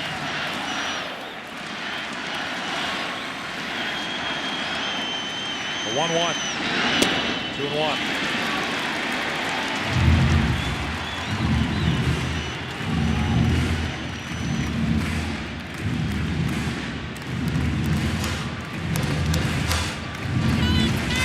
Morgan Ensberg hit 36 home runs during the regular season. He has 1 this postseason. It came in Game 2. In this World Series, he is 2 for 16. Again, Garner keeping him in the lineup and in the cleanup spot, hoping that, as he said, he can run into a ball and change the direction of the game.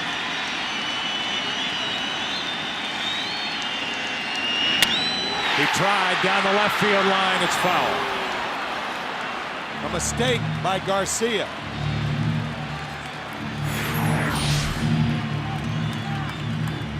And a foul ball by Ensberg. That pitch designed to be out there. It was up and in.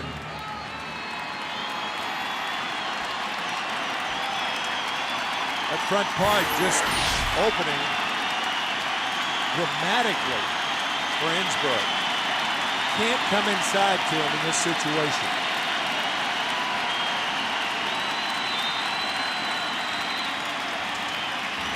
Now a 2-2. Full count. Full count, runners at first and second, 1 out. I don't know whether Phil Garner can afford to send the runners here. Not with the way Ensberg struggled. Exactly.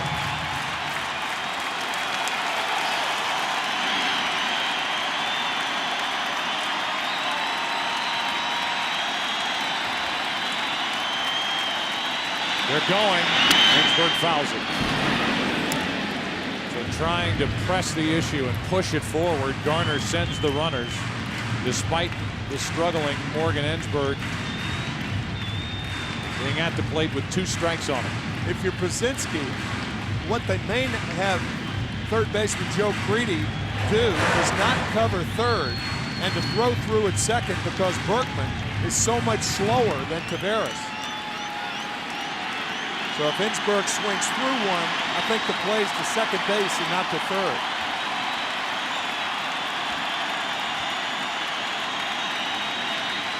They're going.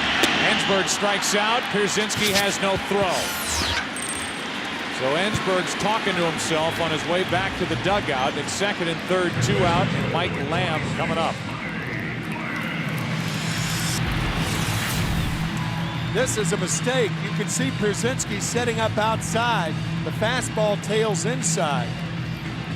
And Garcia happy that he got the strikeout. Of course, you had 2 runners advance on the double steal. But the key play was the strikeout of Ensberg. And now Ozzie Guillen out to talk to Garcia about what their strategy will be with first base open. The left-handed hitting Lamb up. And Lane on deck. So while they talk, we'll tell you this week it's a Fox NFL Sunday doubleheader beginning with a showdown between bitter NFC rivals as the Redskins take on the Giants. That's turned into a good game. Then the Eagles visit Denver to battle the Broncos or other regional action. It all begins with America's #1 pregame show this week at noon Eastern, 9 a.m. Pacific on Fox. That will be a special game with the passing of Wellington Mara. With the Redskins and the Giants renewing that rivalry.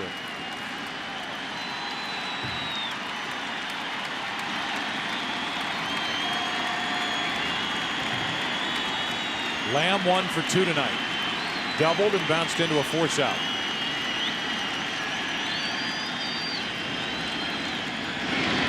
The Astros were looking for a big hit.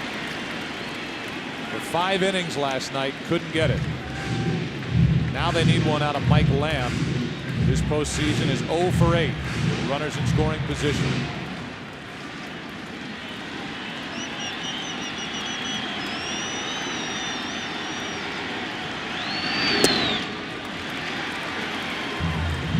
Looks more and more like they'll pitch around Lamb and work to Lane. Pierzynski looking over to the dugout. Yeah, clearly what Garcia is trying to do is to get Lamb out on pitches out of the strike zone, and now they're just going to walk it. Similar situation to Lance Berkman in extra innings last night. So an intentional pass to load him up. Jason Lane, who delivered a key 2-out RBI double in the 8th inning to tie last night's game at 5, walks to the plate.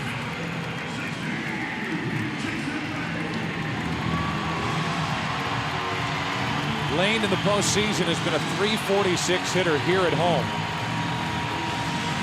Only 115 on the road. Tonight 0 for 2.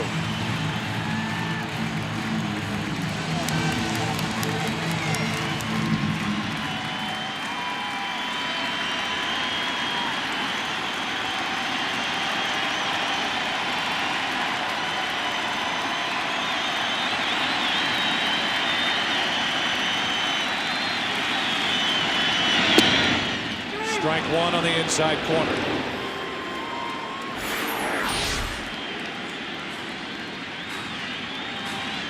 Just catching the corner to Lane.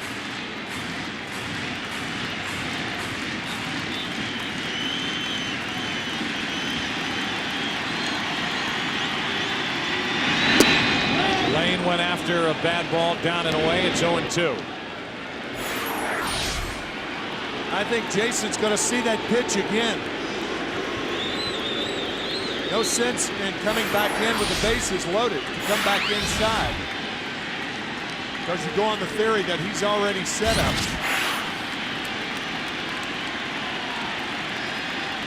Back outside. Fouled back. How, if you're Jason Lane or any Astro hitter in this situation, do you not press?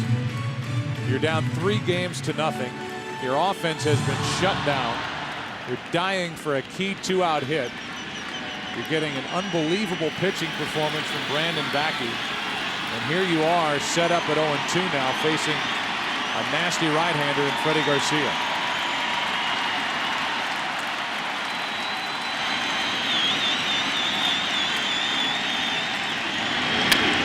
To third and foul.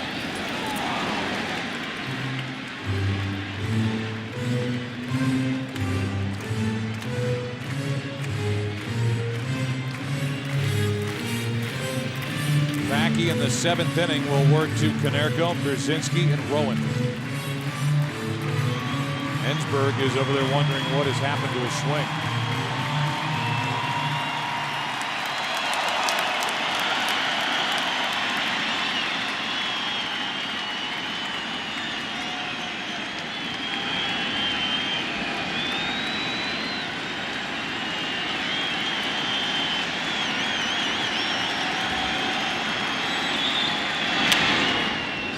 Foul will get out of play. You come into this World Series and we talk about pitching matchups, and pitching will dominate. You think of names like Andy Pettit and Roger Clemens and Roy Oswalt, Contreras with the way he's pitched, Burley, Garland. And the pitcher's duel that we finally have before us is between Freddie Garcia and Brandon Backe.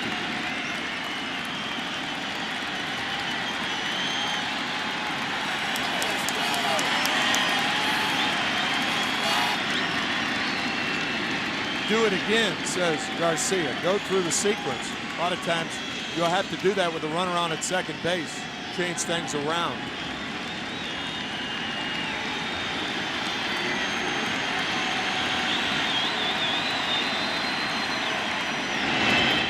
Persists blocks it. Garcia led the major leagues in wild pitches with 20. He shared that dubious distinction with Jose Contreras, his teammate. Good play by Persists. Left arm of A.J. Persists just saved a run with the speed of Willie Tavares, the lead man at third. Also a franchise record. 1 ball, 2 strikes, bases loaded, 2 out. Slow roller foul. After getting 2 quick strikes on Lane, Garcia having trouble putting him away.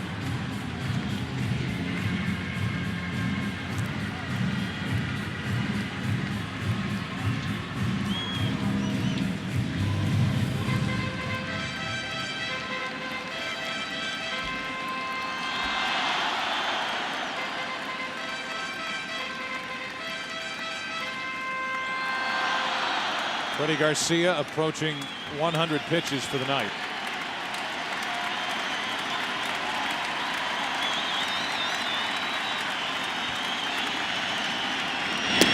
Lane strikes out on a pitch up and in, and the inning is over. The Astros have stranded 6. We go to the 7th inning. Lane in the battle ends up losing to Garcia. Still no score in Game 4. Back after this from your local station.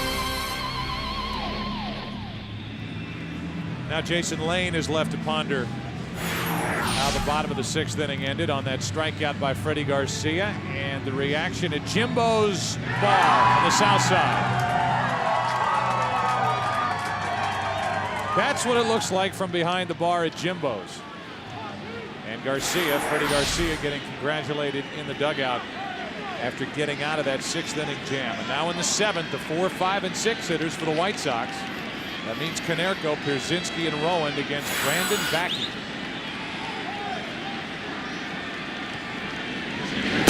Ball 1. Backe has struck out 6, walked nobody, and allowed 3 hits.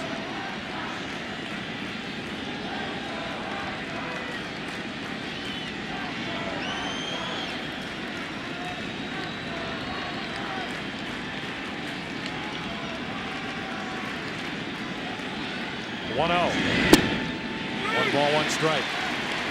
Last night after the game ended, Phil Garner went right to the media session said if we had played 40 innings, it looked like we were never going to score. And was apologetic to Houston fans for the way his offense performed in Game 3. Good, tight breaking ball from Backe. It's 1-2. Even saying last night that he was angry at the performance of his team, throwing the chair after the home run that Blum hit. Again, Backe's sliders remains.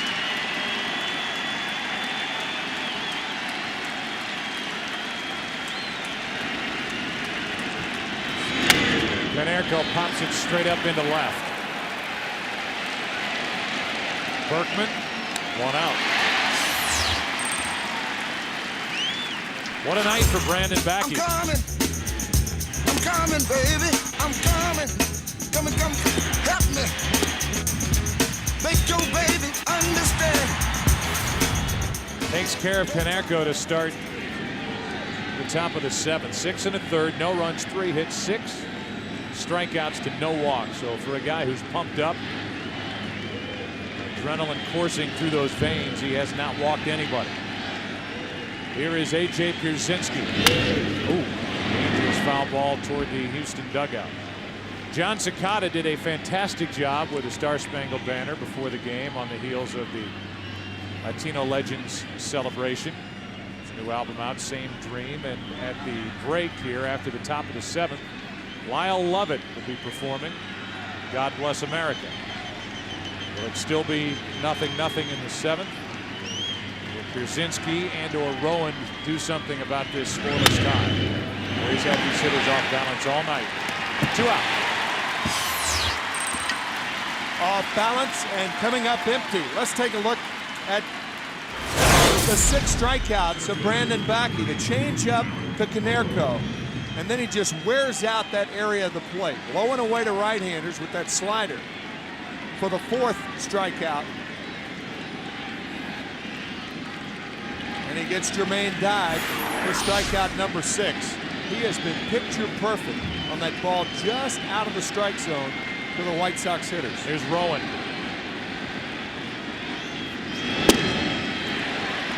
Just inside for ball 1, and Backe really reacted after not getting that call. Backe backed up and then came forward. He did. He wanted that fastball, and you can't blame him. No, that's a good pitch. Here's a 1-0. 2-0. And now Backe is doing it again. He's trying to calm himself down. Yep. You think about that first pitch, it was called a strike to Jason Lane in the bottom of the 6th, and then that first pitch to Rowan, you can understand the Astros' frustration. Here is a 2-0. Nasty pitch on 2-0. The slider again. He is just wearing out that outside corner to right-handed batters. So the count's now 2-1. 2 out, nobody on. Backe, base hit into center. Slider stayed up and into center. Went the ball off the bat of Rowan, and the inning will continue for Joe Creedy. And remember, this is the same White Sox lineup that adjusted to Roy Oswalt last night. 2 times through the lineup. That 3rd time, they started looking for the breaking ball. Rowan appeared to be there. And gets ahead. Brandon Backe had retired 8 in a row before that single by Rowan. So here's Creedy.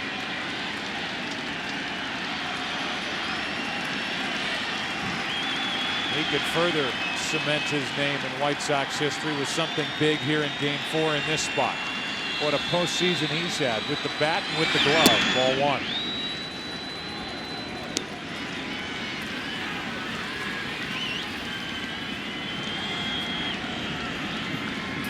Backe at one point last night actually went down to start to get loose. We were approaching the 14th inning. Now here he is tonight, freezing Creedy with strike 1. On the other side, if you look at the replay, when Ozzie Guillen brought in Burley. He was going to bring in Burley for the rest of the 14th, and that's it. If the Astros had tied it, Pablo Ozuna was going to come in to pitch. Not bad. A position play. Right. Ozzie Guillen said, I'll take my criticism and I'll move on and look ahead to game 4. He said, I know I would have gotten ripped, but I don't care. And you know, when he says he doesn't care about media scrutiny, he doesn't. I believe it. Yeah. Some guys say it, and you can see right through it. That's right. That's right. Not Guillen. No.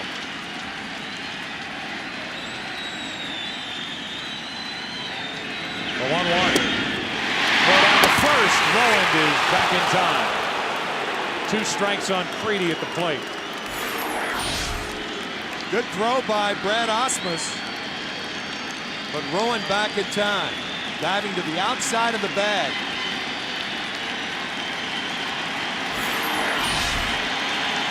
And now Backe, with Vizcaíno getting loose for the White Sox in their pen. Backe, I think he probably just untied his shoe and then retied it. Came out of his shoes. Just to slow it down.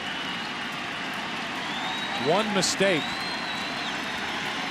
could cost Backe and the Astros the game and this series.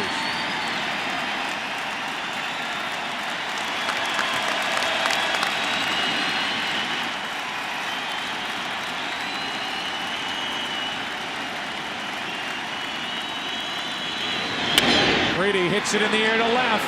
This ball is off the wall. Rowand will dig for third. They're going to hold him at third.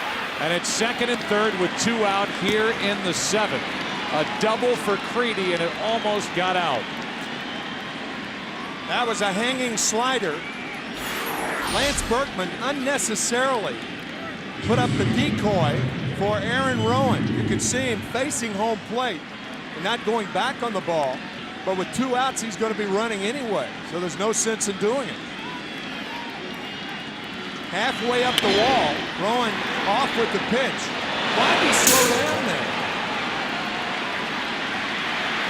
That was an odd thing with Rowand going into second base, so 2 outs. No need to slow down. The reaction at Jimbo's. And now the reaction from the Astros is Jim Hickey, the pitching coach, is going to go out and talk. You've got Uribe up. You've got first base open. The pitcher spot is due up next. And Carl Everett is standing in the on-deck circle. So the question is, do you want to work to Uribe? Or do you want to take your chances with Everett? And the end result of having Everett at the plate here in the top of the 7th is you get Freddie Garcia out of the game.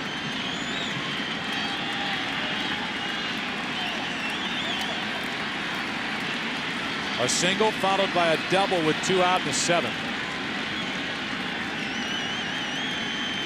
Here's Aaron Rowand one more time, running towards second. There are 2 outs. Why that? Why the slowdown? You just keep going until the third base coach stops you. Backe will work from the windup. Uribe 0 for 2 tonight, 4 out of 14 in this World Series. Is he going to deliver the key hit? Strike 1. He's been there all night long, and I think Uribe will see that pitch again.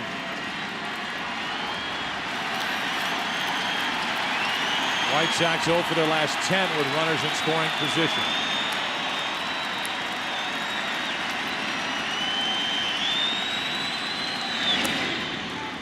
One ball, 1 strike.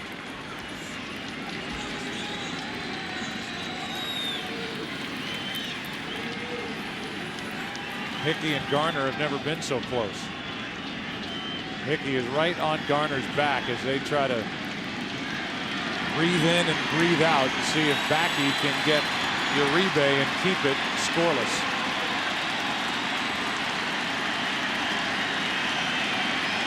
Uribe trying to put the White Sox on top.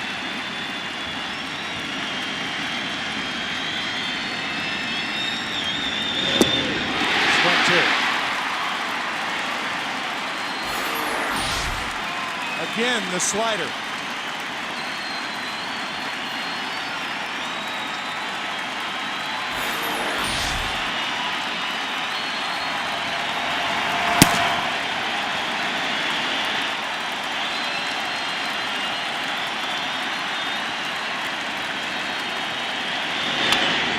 Off the end of the bat, down the line, foul. Uribe just got a piece of it.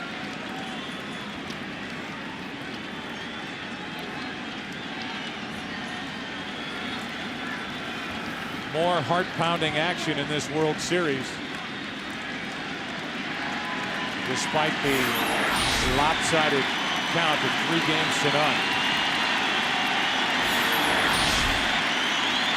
1 ball, 2 strikes.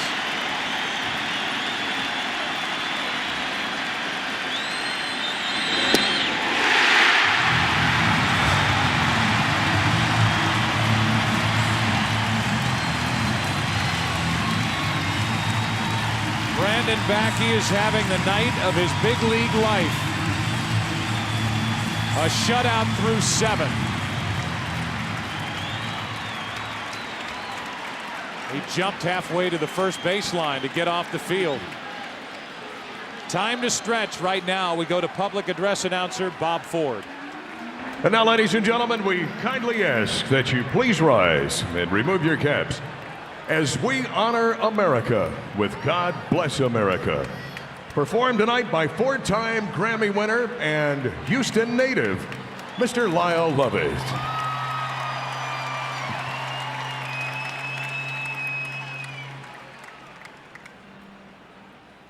God bless America, land that I love. Stand beside her and guide her through the night with the light from above. From the mountains to the prairies, to the oceans white with foam. God bless America, my home, sweet home. God bless America, my home, sweet home. Ladies and gentlemen, Mr. Lyle Lovett.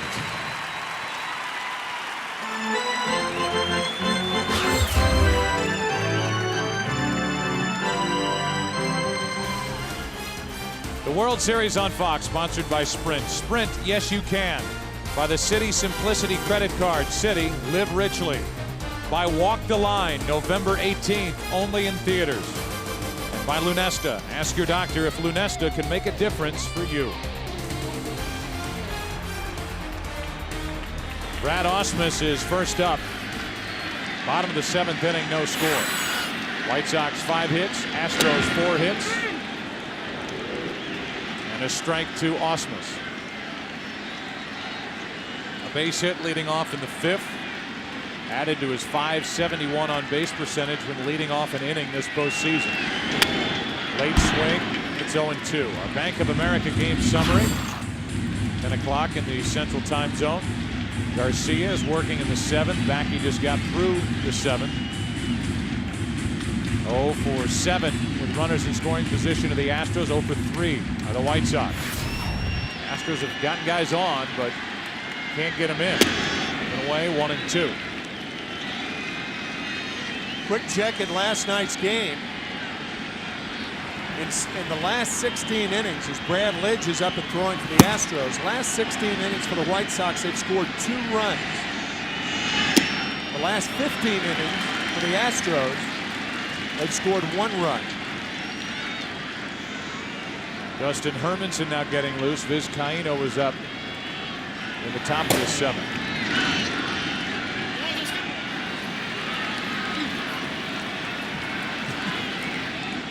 Ausmus for the count of 2-2.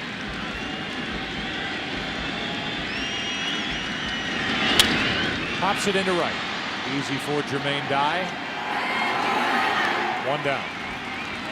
Ausmus 1 for 3, and Adam Everett will walk to the plate with a pitcher Backe on deck.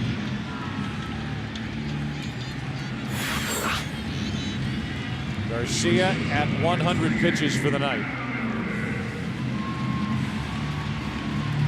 Everett has bounced into a double play even on a hit and run. Did that in the 5th, grounded out in the 2nd. So only 1 hit in this World Series in 14 at bats.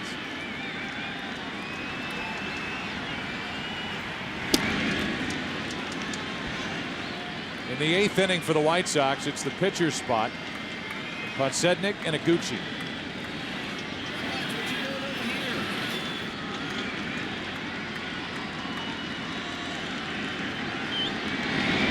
One ball, 1 strike to Everett.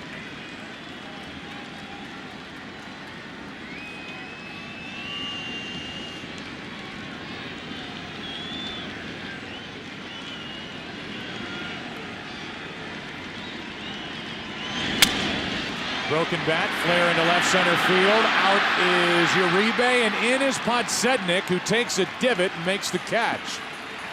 2 down, and what a play by Scott Podsednik. Tearing up a piece of the turf in the process. His left knee digging into the turf here in Houston. Scott appears to be all right. Fine play. And now Bagwell is going to come off the bench and bat for Brandon Backe.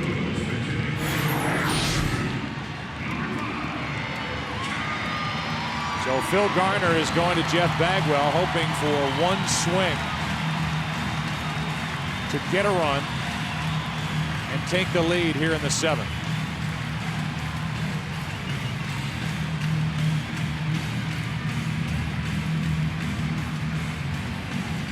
Problem is, since his May 2nd surgery, the power has not been there for Jeff Bagwell.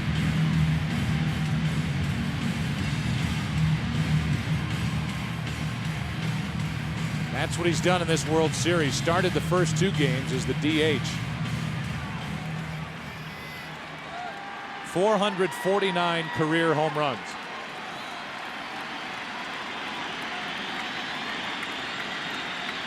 With 2 out, Bagwell takes a strike from Freddie Garcia.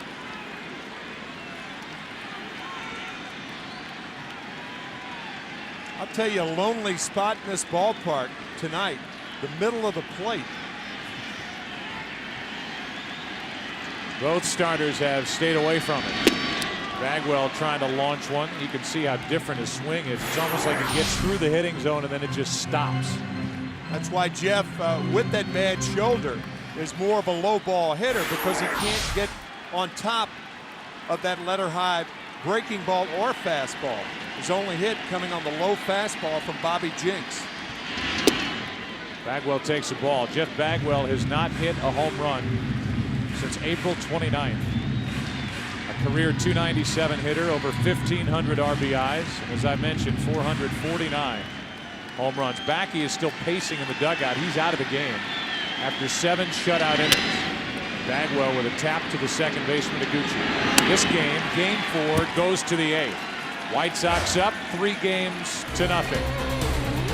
Astros trying to force a game tomorrow night. Take the field in the 8th. No score. Willie Harris is going to come off the bench and try to get it started for the White Sox here in the 8th, batting for Freddie Garcia, our John Hancock in-game box score. Podsednik has a hit, 2 for Dye. Back-to-back hits by Rowand and Creedy in the 7th, but Uribe struck out. He's 0 for 3. Brandon Backe was terrific. He goes 7, no runs, 5 hits, no walks, 7 strikeouts. Garcia, 7 innings, no runs, 4 hits, 3 walks, 1 of them intentional, and 7 strikeouts. And here is Brad Lidge, the closer for Houston. Last night in that 14-inning game, Lidge worked an inning and a third, struck out 3. Cliff Polite takes over for the White Sox in their pen. So it looks like he will head to work in the bottom of this 8th as Garcia is lifted for Willie Harris, who's 1 for 1 this postseason. This is only his 3rd game.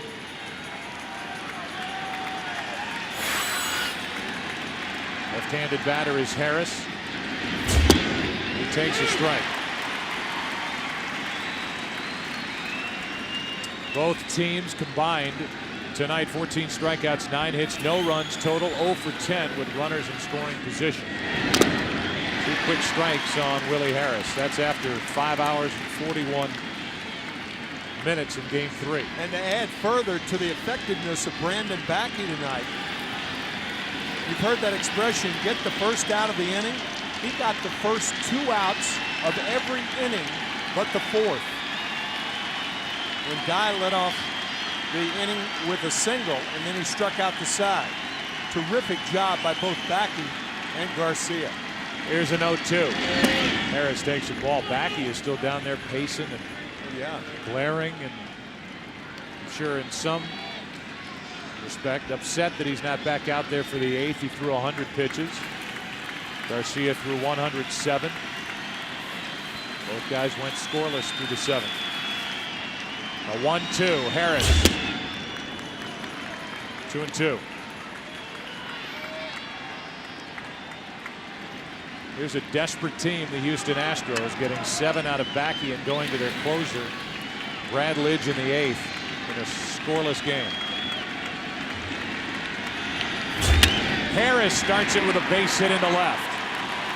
He's 2 for 2 in the postseason, and will that spark something big for the White Sox?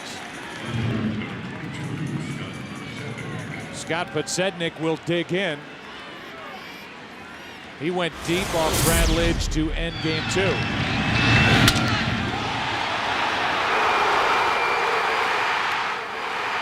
His second home run of this postseason after going homerless during the regular year. I don't think Scott will be swinging here. I think the bunt is in order. Hinsberg thinks so.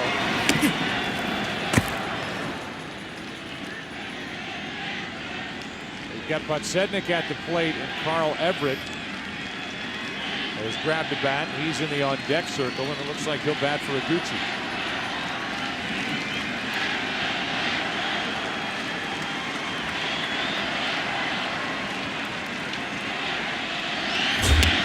The bunt, a good one.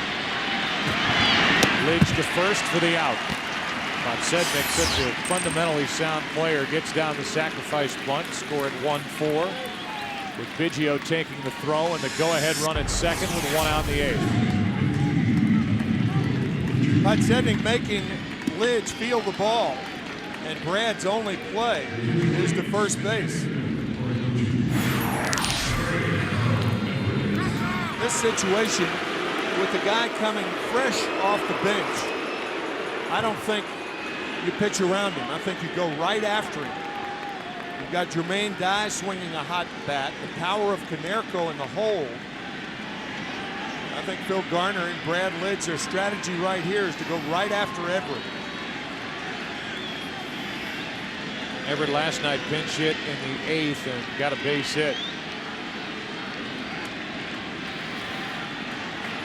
He's the DH this season for the White Sox.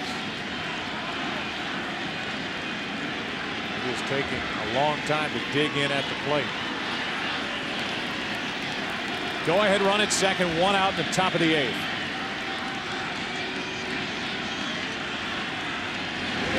Everett grounds to Biggio. Runner to third, 2 out. So Harris is 90 feet away, 2 out here in the top of the 8th. Backe is more nervous now than at any point during the first 7 innings. And when you're out there, you can do something about it. In the dugout, you can't. Here's Dye. He's had a nice night, 2 out of 3 with a double, a single. He's struck out. And now deal with Brad Lidge.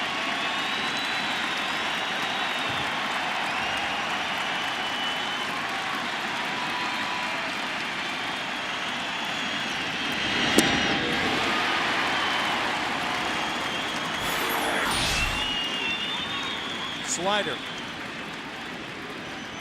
Not a lot of closers ever work from the windup. Lidge does here with a runner at third, 2 out.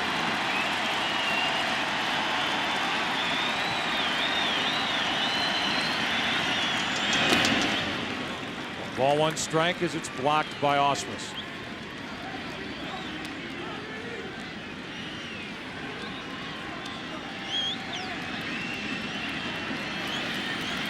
pitches. This stadium sounds like it did at 2:30 this afternoon.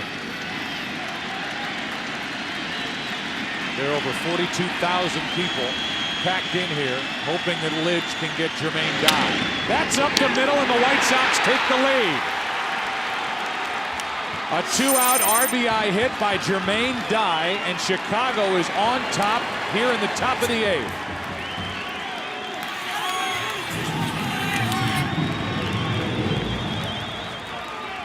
Brad Lidge gives up another big run. A continuing burden. A good pitch to Dye. Right back to where no one is. Harris got it started with a leadoff pinch hit single. Bunted to second, went to third on the ground out by Everett, and scores on the hit by Dye. So Lidge gives up the home run to Pujols in Game 5 of the NLCS. Gives up the walk-off home run to Podsednik to end Game 2, and now here in Game 4 with his team facing elimination, gives up a 2-out RBI hit to Jermaine Dye to make it 1-0 White Sox.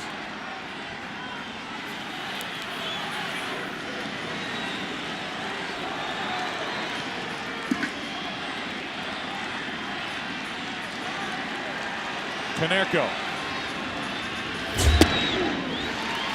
98 miles per hour, strike one. That was an angry fastball to Konerko.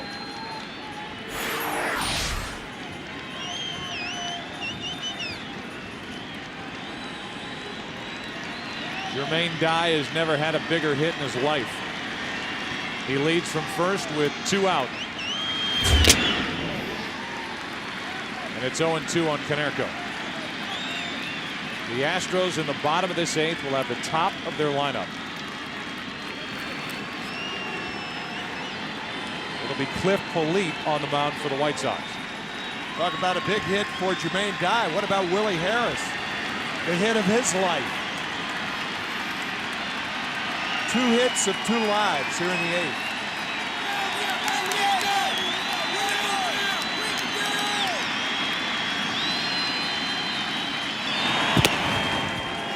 A check on Dye. 7 shutout innings from Brandon Backe. And then Brad Lidge comes in and gives up a run in the 8th. Willie Harris, who hit .256 for Chicago this season, started it with a pinch hit single. Here's a 0-2 to Konerko. The inning is over, but the damage is done. The White Sox are closing in on it. Harris got it started. Podsednik helped, and Dye cashed in for Chicago. Bottom of the 8th, Game 4. Houston with the top of their order coming up, down 1-0. The World Series on Fox is sponsored by John Hancock, by AOL. Want to better internet? You belong in AOL. And by Chevy. Chevy and baseball, they just go together. An American revolution. We welcome you back, bottom of the 8th inning, and finally there's a run on the board. Joe Buck and Tim McCarver with you, 1-0. Chicago out in front, and here they are, 6 defensive outs away from their first World Championship in 88 years. Ozzie Guillen has gone to Cliff Polite, the right-hander who appeared in last night's game, but who didn't appear in last night's game? Everybody did, except us. Except us.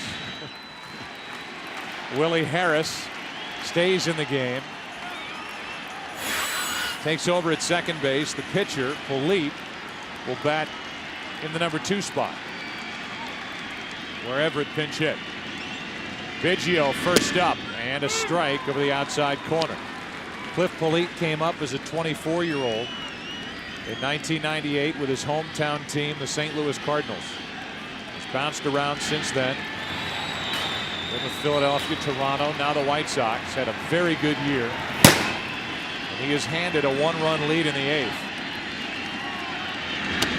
A check swing ground ball foul. It's 0-2 on Biggio, who's 1 for 3. That's what Polite did against the opposition, holding them to a 181 average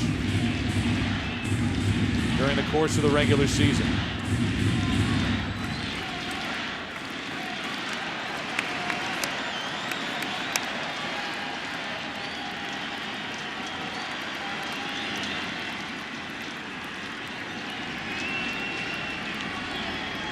The 0-2. Ball one. This White Sox pitching during the postseason has been phenomenal. Phenomenal. Garcia tonight picks up where Garland left off. Burley before him. Contreras. Their big four and good work out of the bullpen. Here's a 1-2 from Polite. Popped up on the infield. It's a foul ball, and Persists, greedy, and it drops between them.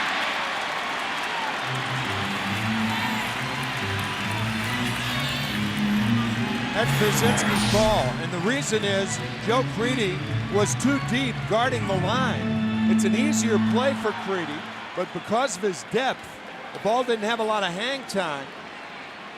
Joe tried to one-hand it, but the Astros get a break.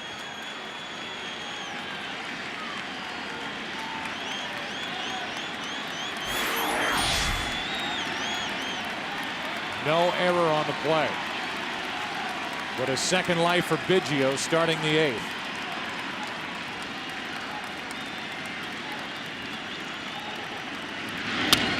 Grounds to short. Uribe. One away. Biggio 1 for 4, and Willie Taveras will step to the plate as Polite gets the leadoff man. White Sox trying to finish off the sweep tonight. The 21 teams who have been up 3 games to none in World Series history, 18 have gone on to sweep. That includes last year the Boston Red Sox doing it in St. Louis.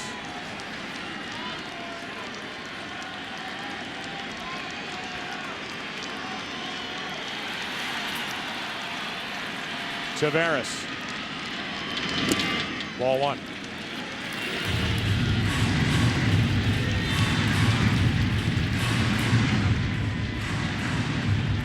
Only one extra base hit tonight for Houston. That was a double by Lamb leading off the second, and he never moved after that.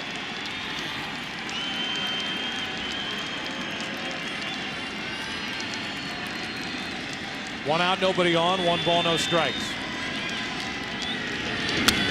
1-1.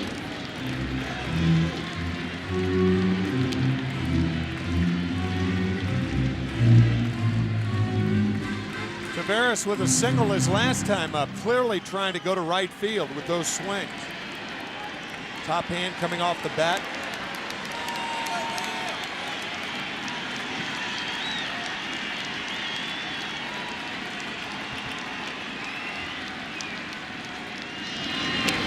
Off the hand of Taveras and down to first he goes.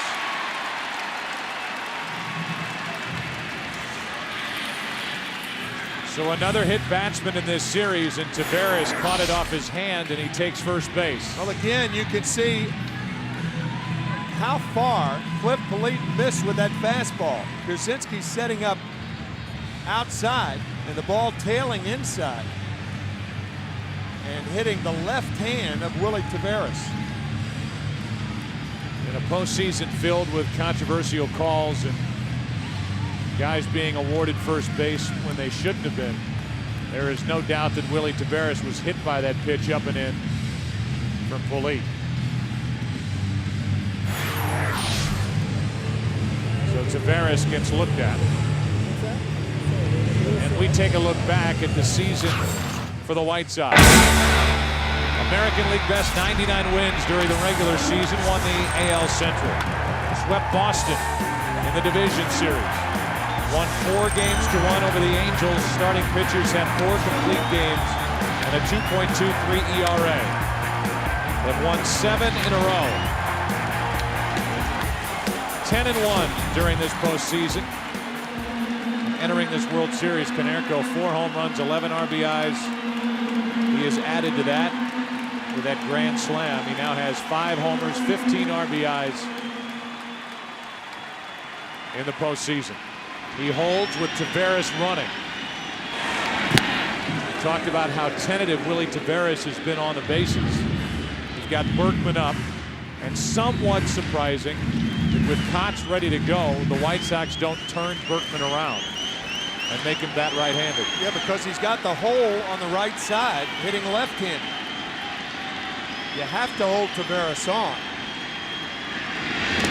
That gets away, and the tying run down to second.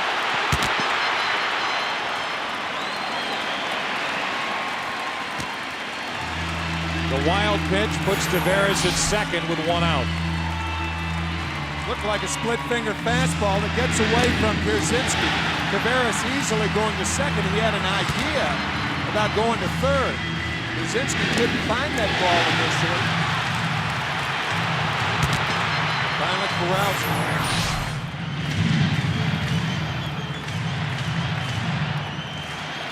Now they'll put Berkman on, which is interesting as well, as Polite almost threw it away. Putting the go-ahead run on here in the 8th inning of Game 4 of the World Series, and with Ensberg's struggles, they want Morgan Ensberg at the plate and want no part of Berkman. I think that's absolutely the right move to make. You don't know how it's going to work out. Bill Garner once again telling us before the game, maybe Ensberg will run into one today. So far, he hasn't. Ripped 1 foul. That's about all he can say about his night. He's 0 for 3 with a pair of strikeouts, and Don Cooper is out to talk. Left-hander and a right-hander are loose and ready to go for Chicago in their pen. But here's Polite, who just hit a batter, threw a wild pitch, and almost threw it away when they were giving an intentional pass to Berkman. Twice. Well, Don Cooper, a very good pitching coach and very smart. I think he's out there to tell him about positioning. Don't throw him a fastball inside unless it's way inside off the plate. Don't try to get him out inside. Potts and Jenks are getting loose for the White Sox in their bullpen. Right now, it's a battle between Ensberg and Cliff Polite. Ozzie Guillen does not go to his big right-hander Jenks. The game on the line here in the 8th.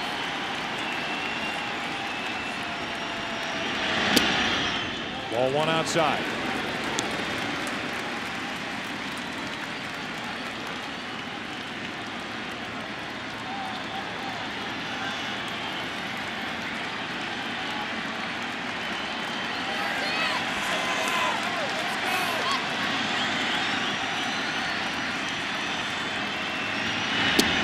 Ball 2 outside.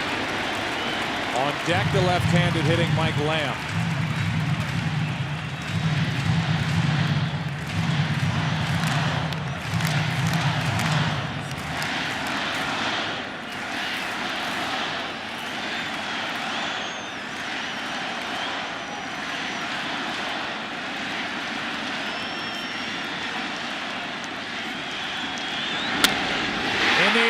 Center field, Rowan to his left. Taveras tags, goes to third, 2 out. First and third, 2 out as Ensberg sent one to right center. And hit it to the wrong guy. Nobody gets a better jump on a ball than Aaron Rowan. He is all over the place in center field. Potential Gold Glover. Taveras goes to third easily.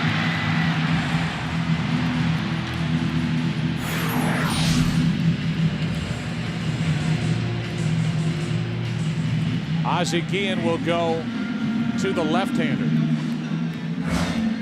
It'll be Kotz with Lamb coming up. First and third, 2 out in the 8th, 1-0 Chicago.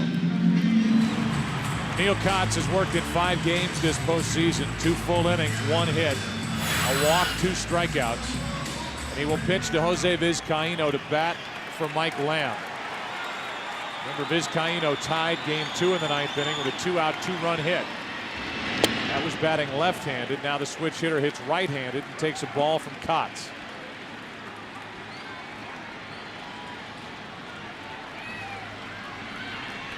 Lamb lifted for the pinch hitter. And Vizcaino did not go around. Pierzynski pleaded with Darryl Cousins to appeal on this pitch up and in, saying that the bat went around. Yeah, the body went around, but it did not appear the bat did. Nope.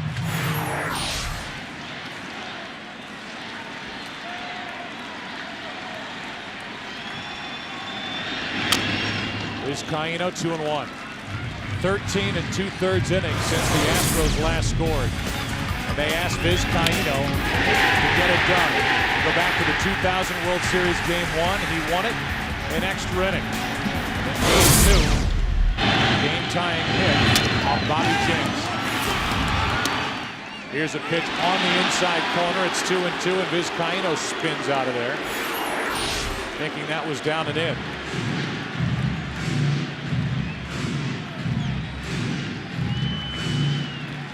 Right there. 2 balls, 2 strikes. First and third, 2 out. 1-0 White Sox, and Vizcaino grounds one slowly. Backhand pick up and throw for the out. And the White Sox hang on to their lead. A hit batsman, a wild pitch, a walk in the inning. Uribe gets it to first in time to get Vizcaino.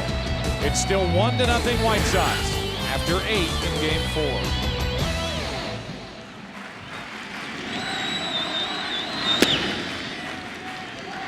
First pitch up and away from Brad Lidge. A.J. Pierzynski leads off the 9th inning. Vizcaino stays in the game. He's at first. Pinch hit for Lamb. 1-0 the White Sox lead it. 9th inning, Game 4. Chicago up 3-0. The White Sox finished the regular season winning their last 5, including a 3-game sweep in Cleveland after they had already clinched. They're 10-1 in the postseason, so they've won 15 of their last 16. They're 5-0 on the road this postseason. That's foul, and strike 2 off the bat of Pierzynski. On deck is Aaron Rowan. A 2-out RBI hit by Jermaine Dye in the top of the 8th inning, the only run of this game. The 1-2. Pierzynski fights it off. In the bottom of the 9th, it will be Lane, Ausmus, and Everett, the 3 scheduled hitters.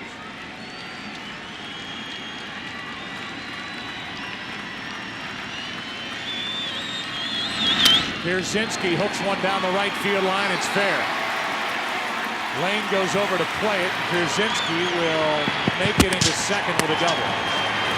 A.J. Pierzynski with his first hit of the night. Trying to help the White Sox get a little breathing room here in the top of the 9th inning. Looked like a slider down and in. Call it right, Joe. He hooked it down in the corner and legs out a double. Before the game tonight, Ozzie Guillen was talking about last night's game. He said if Aaron Rowan in the 2nd inning with runners on at first and second, nobody out, if we were playing in the American League, I would have had him bunting. Well, the White Sox, with the pinch hitter for the pitcher now, they're in a bunting situation with Rowan. Normally you wouldn't, because the pitcher's 3 spots away, but here you would. Rowan bunts it foul. We talked about it yesterday that Lidge has been a guy who has stood in front of the cameras, stood in front of the microphones, talked about putting last night's game behind him, the struggles that he's had, the Pujols home run, Podsednik home run. He gave up the run in the 8th inning tonight. After 7 shutout innings from Brandon Backe. The 0-1. Rowan bunts it. I don't know how he got it down. It will trickle foul. It's 0-2. Thing was over his head. Had he not gotten that ball down, it could have hit him flush in the face. Watch where this fastball is. Well, maybe not in the face. He was out over the plate a little more than I thought. Trickles foul. 0-2. This Astro pitching has had to try and be letter perfect because the offense for Houston has disappeared. imperative for Lidge to keep it a one-run game. The 0-2. Struck him out. I don't think that's a good play right there. Aaron Rowan, too good a hitter. He could hit a ground ball the other way. But when you bunt it foul with 2 strikes, you are out. Third baseman number 24, Joe Greedy. You get the feeling by watching that Rowan did that on his own. You certainly do. I don't think Ozzie Guillen would give a guy like Aaron Rowan a bunt sign with 2 strikes. Aaron probably doing it on his own. Trying to read Ozzie's feelings is not very difficult. No, it's not. No, not too hard. No. Just look at his sleeve. In case you have just joined us, the Astros have not scored since the 8th inning of last night's Game 3. Jermaine Dye has 3 hits tonight, but the biggest is 2-out RBI single in the 8th.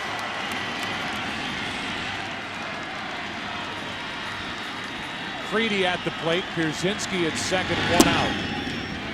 Ball 1. Freedy doubled his last time up in the 7th off Backe. And then Brandon came back to strike out Uribe and keep it a scoreless game.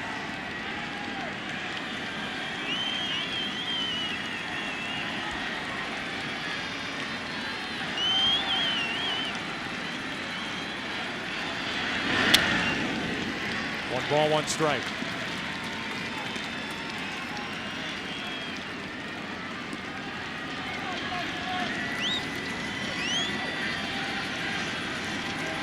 Freedy with 11 RBIs this postseason. He has certainly taken the next step in his career.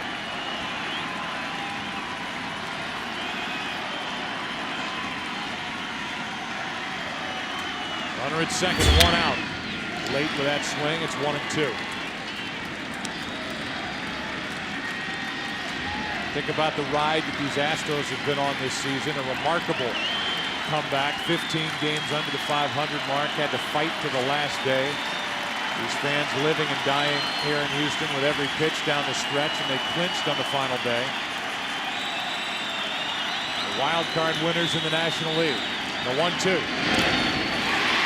It gets away from Osmus, who's throw down to first for the second out. 3rd strikeout for Lidge. Good play by Osmus, moving to his left and finishing the play. Now it's Juan Uribe. Lidge doing his best to keep it a 1-run game. Again, Lane, Osmus, and Everett, the scheduled hitters at the bottom of this ninth.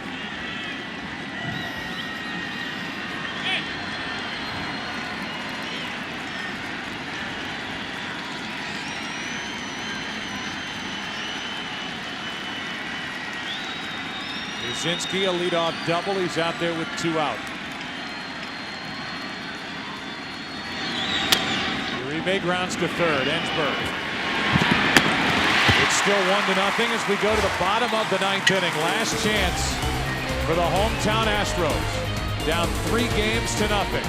They'll deal with a 24-year-old Bobby Jenks trying to wrap up the World Series for the White Sox.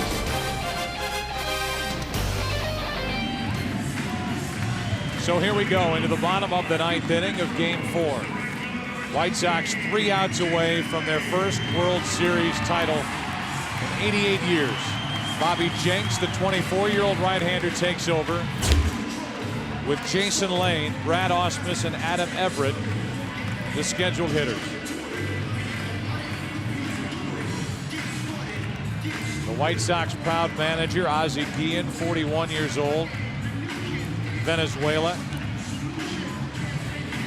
Part of that shortstop pipeline from Venezuela to the big leagues. Names like Chico Carrasqual, who passed away this year, and a dear friend and inspiration to Ozzie Guillen. Louis Aparicio, Davey Concepcion, Guillen and Vizquel. And now as a 41-year-old manager, Ozzie Guillen has tapped Jenks on the right shoulder. Said, go finish it. And And Lane takes a strike. Jason is 0 for 3.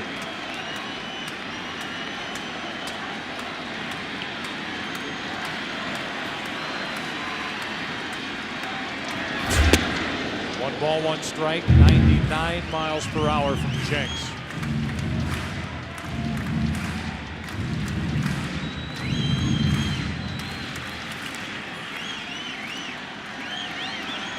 Astros need a spark or a blast. Anything to inspire this crowd. Anything. The crowd and the rest of the lineup tonight has been shut out on 4 hits. The 2-1. 97 miles per hour. It's 2-2. Bobby Jenks throws so hard that normally you would guard the line at third base.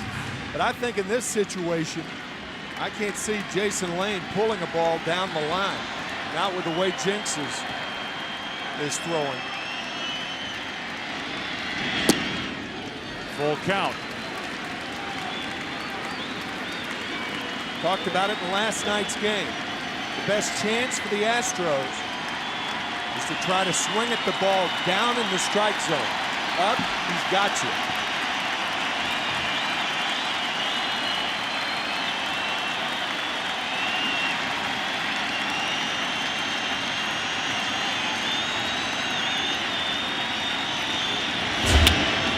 Lane flares one into center. That ball is trouble. That ball's a hit. And the Astros have their leadoff man on. Houston's first hit since the 6th. So Jason Lane drops a little parachute into shallow center to open the ninth for the Astros.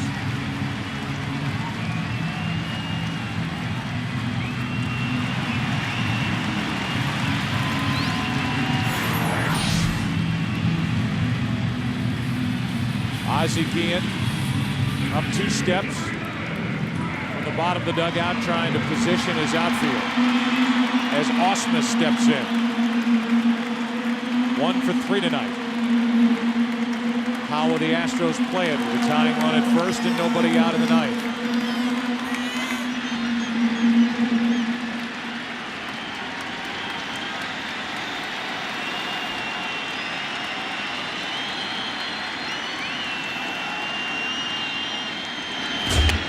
The bunt, a good one. Down to second is the tying run. Lane on the sacrifice 3-4 off the bat of Ausmus.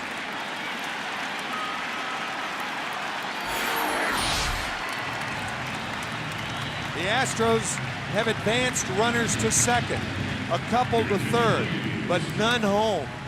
Only one play for Konerko. I think the White Sox are happy to get that out. Chicago 2 outs away. The Astros possibly a hit away from tying this game. Everett is called back. Chris Burke is going to come off the bench.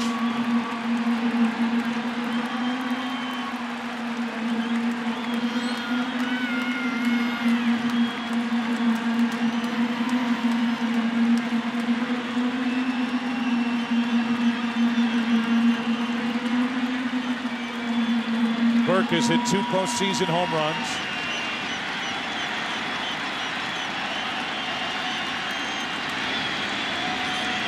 And the first from Jenks, high, ball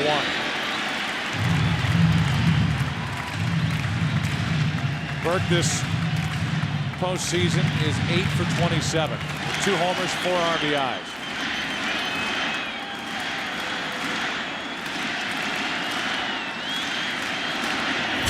2-0.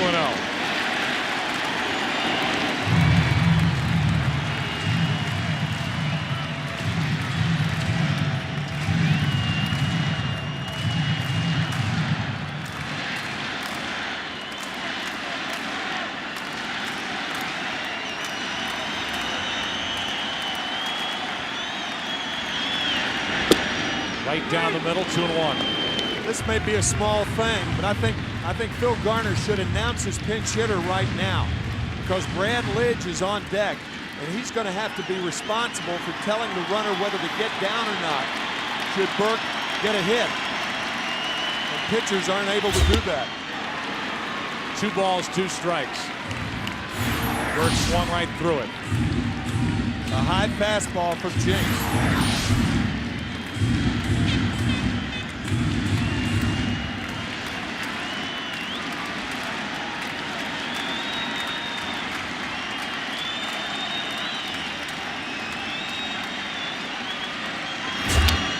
Good rip by Burke.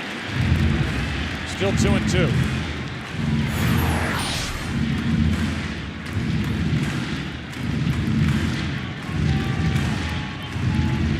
Drop that fastball down about 6 inches, and it's hittable.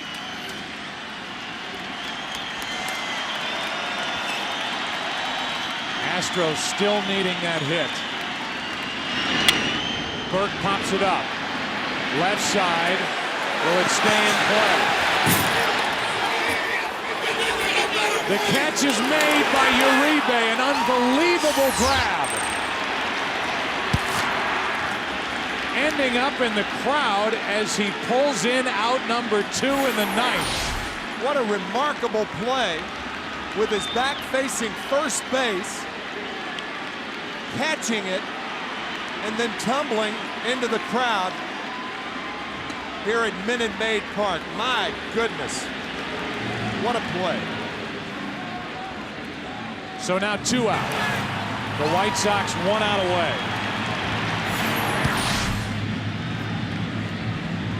And Orlando Palmeiro will come off the bench to pinch hit. And Don Cooper will head out to the mound to talk to Bobby Jenks. Joe Crede had the bad angle. Uribe making the play. Wow. The White Sox continue to prove that they can win postseason games in so many different ways, with pitching, with situational hitting, with moving runners along, great defense, as we just saw from Uribe, and now they're 1 out away from the championship. The Astros have had 18 runners on base since they last scored in the 8th inning of Game 3. They have left 18 men on. And now it's Palmeiro looking for the 2-out hit.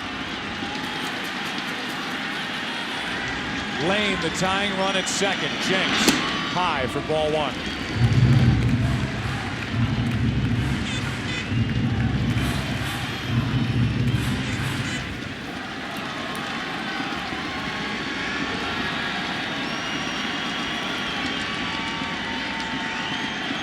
Orlando Palmeiro broke his back, fouls it out of play off to the right. We've been showing you the scenes from Jimbo's bar. What does this mean to the South Side? A collection of neighborhoods like Beverly, Mount Greenwood, Hyde Park, Back of the Yards, Canaryville, Bridgeport. Irish neighborhoods, Italian neighborhoods, Polish, Lithuanian, firemen, policemen, school teachers, stockyard workers.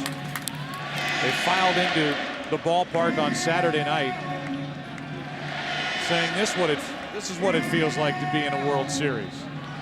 They won Game 1. They won Game 2 in dramatic fashion. They came to Houston. Last night it took 14 innings, but the White Sox got the victory. And now they're 1 out away from their first World Championship in 88 years. Not since 1917.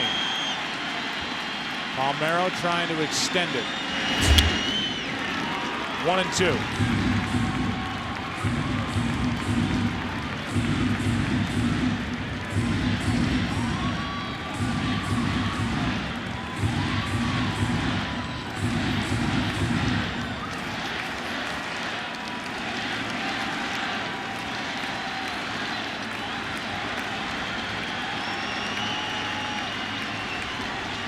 Tying run at second, 2 out. Palmeiro over the head of Jenks. Uribe charges, throws. Oh! out, and the White Sox have won the World Series.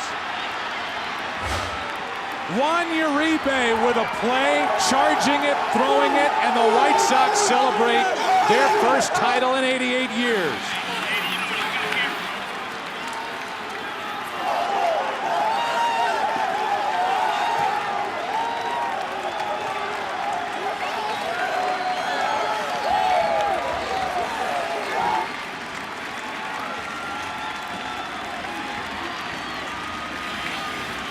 Juan Uribe with 2 plays for the final 2 outs of this World Series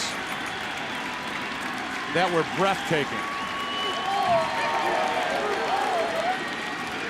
And for this team that for so long has been considered the second team in the second city, no more. The Chicago White Sox are world champions. No mas. Ozzie Guillen is a world champion manager at 41 years old. And they will be celebrating in the streets of Caracas. What about the plays made by Juan Uribe? With 1 out and a runner on at second base. Chris Burke, the batter. The foul ball down the left field line. Uribe tumbling into the stands and then ends it with an equally dramatic play, going to first base to just get Orlando Palmeiro. Back to back.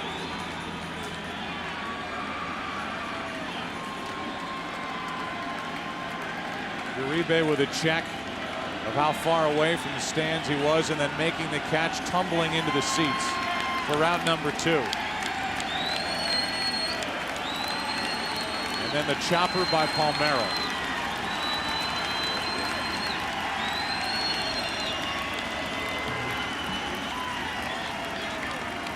He was out. He was out.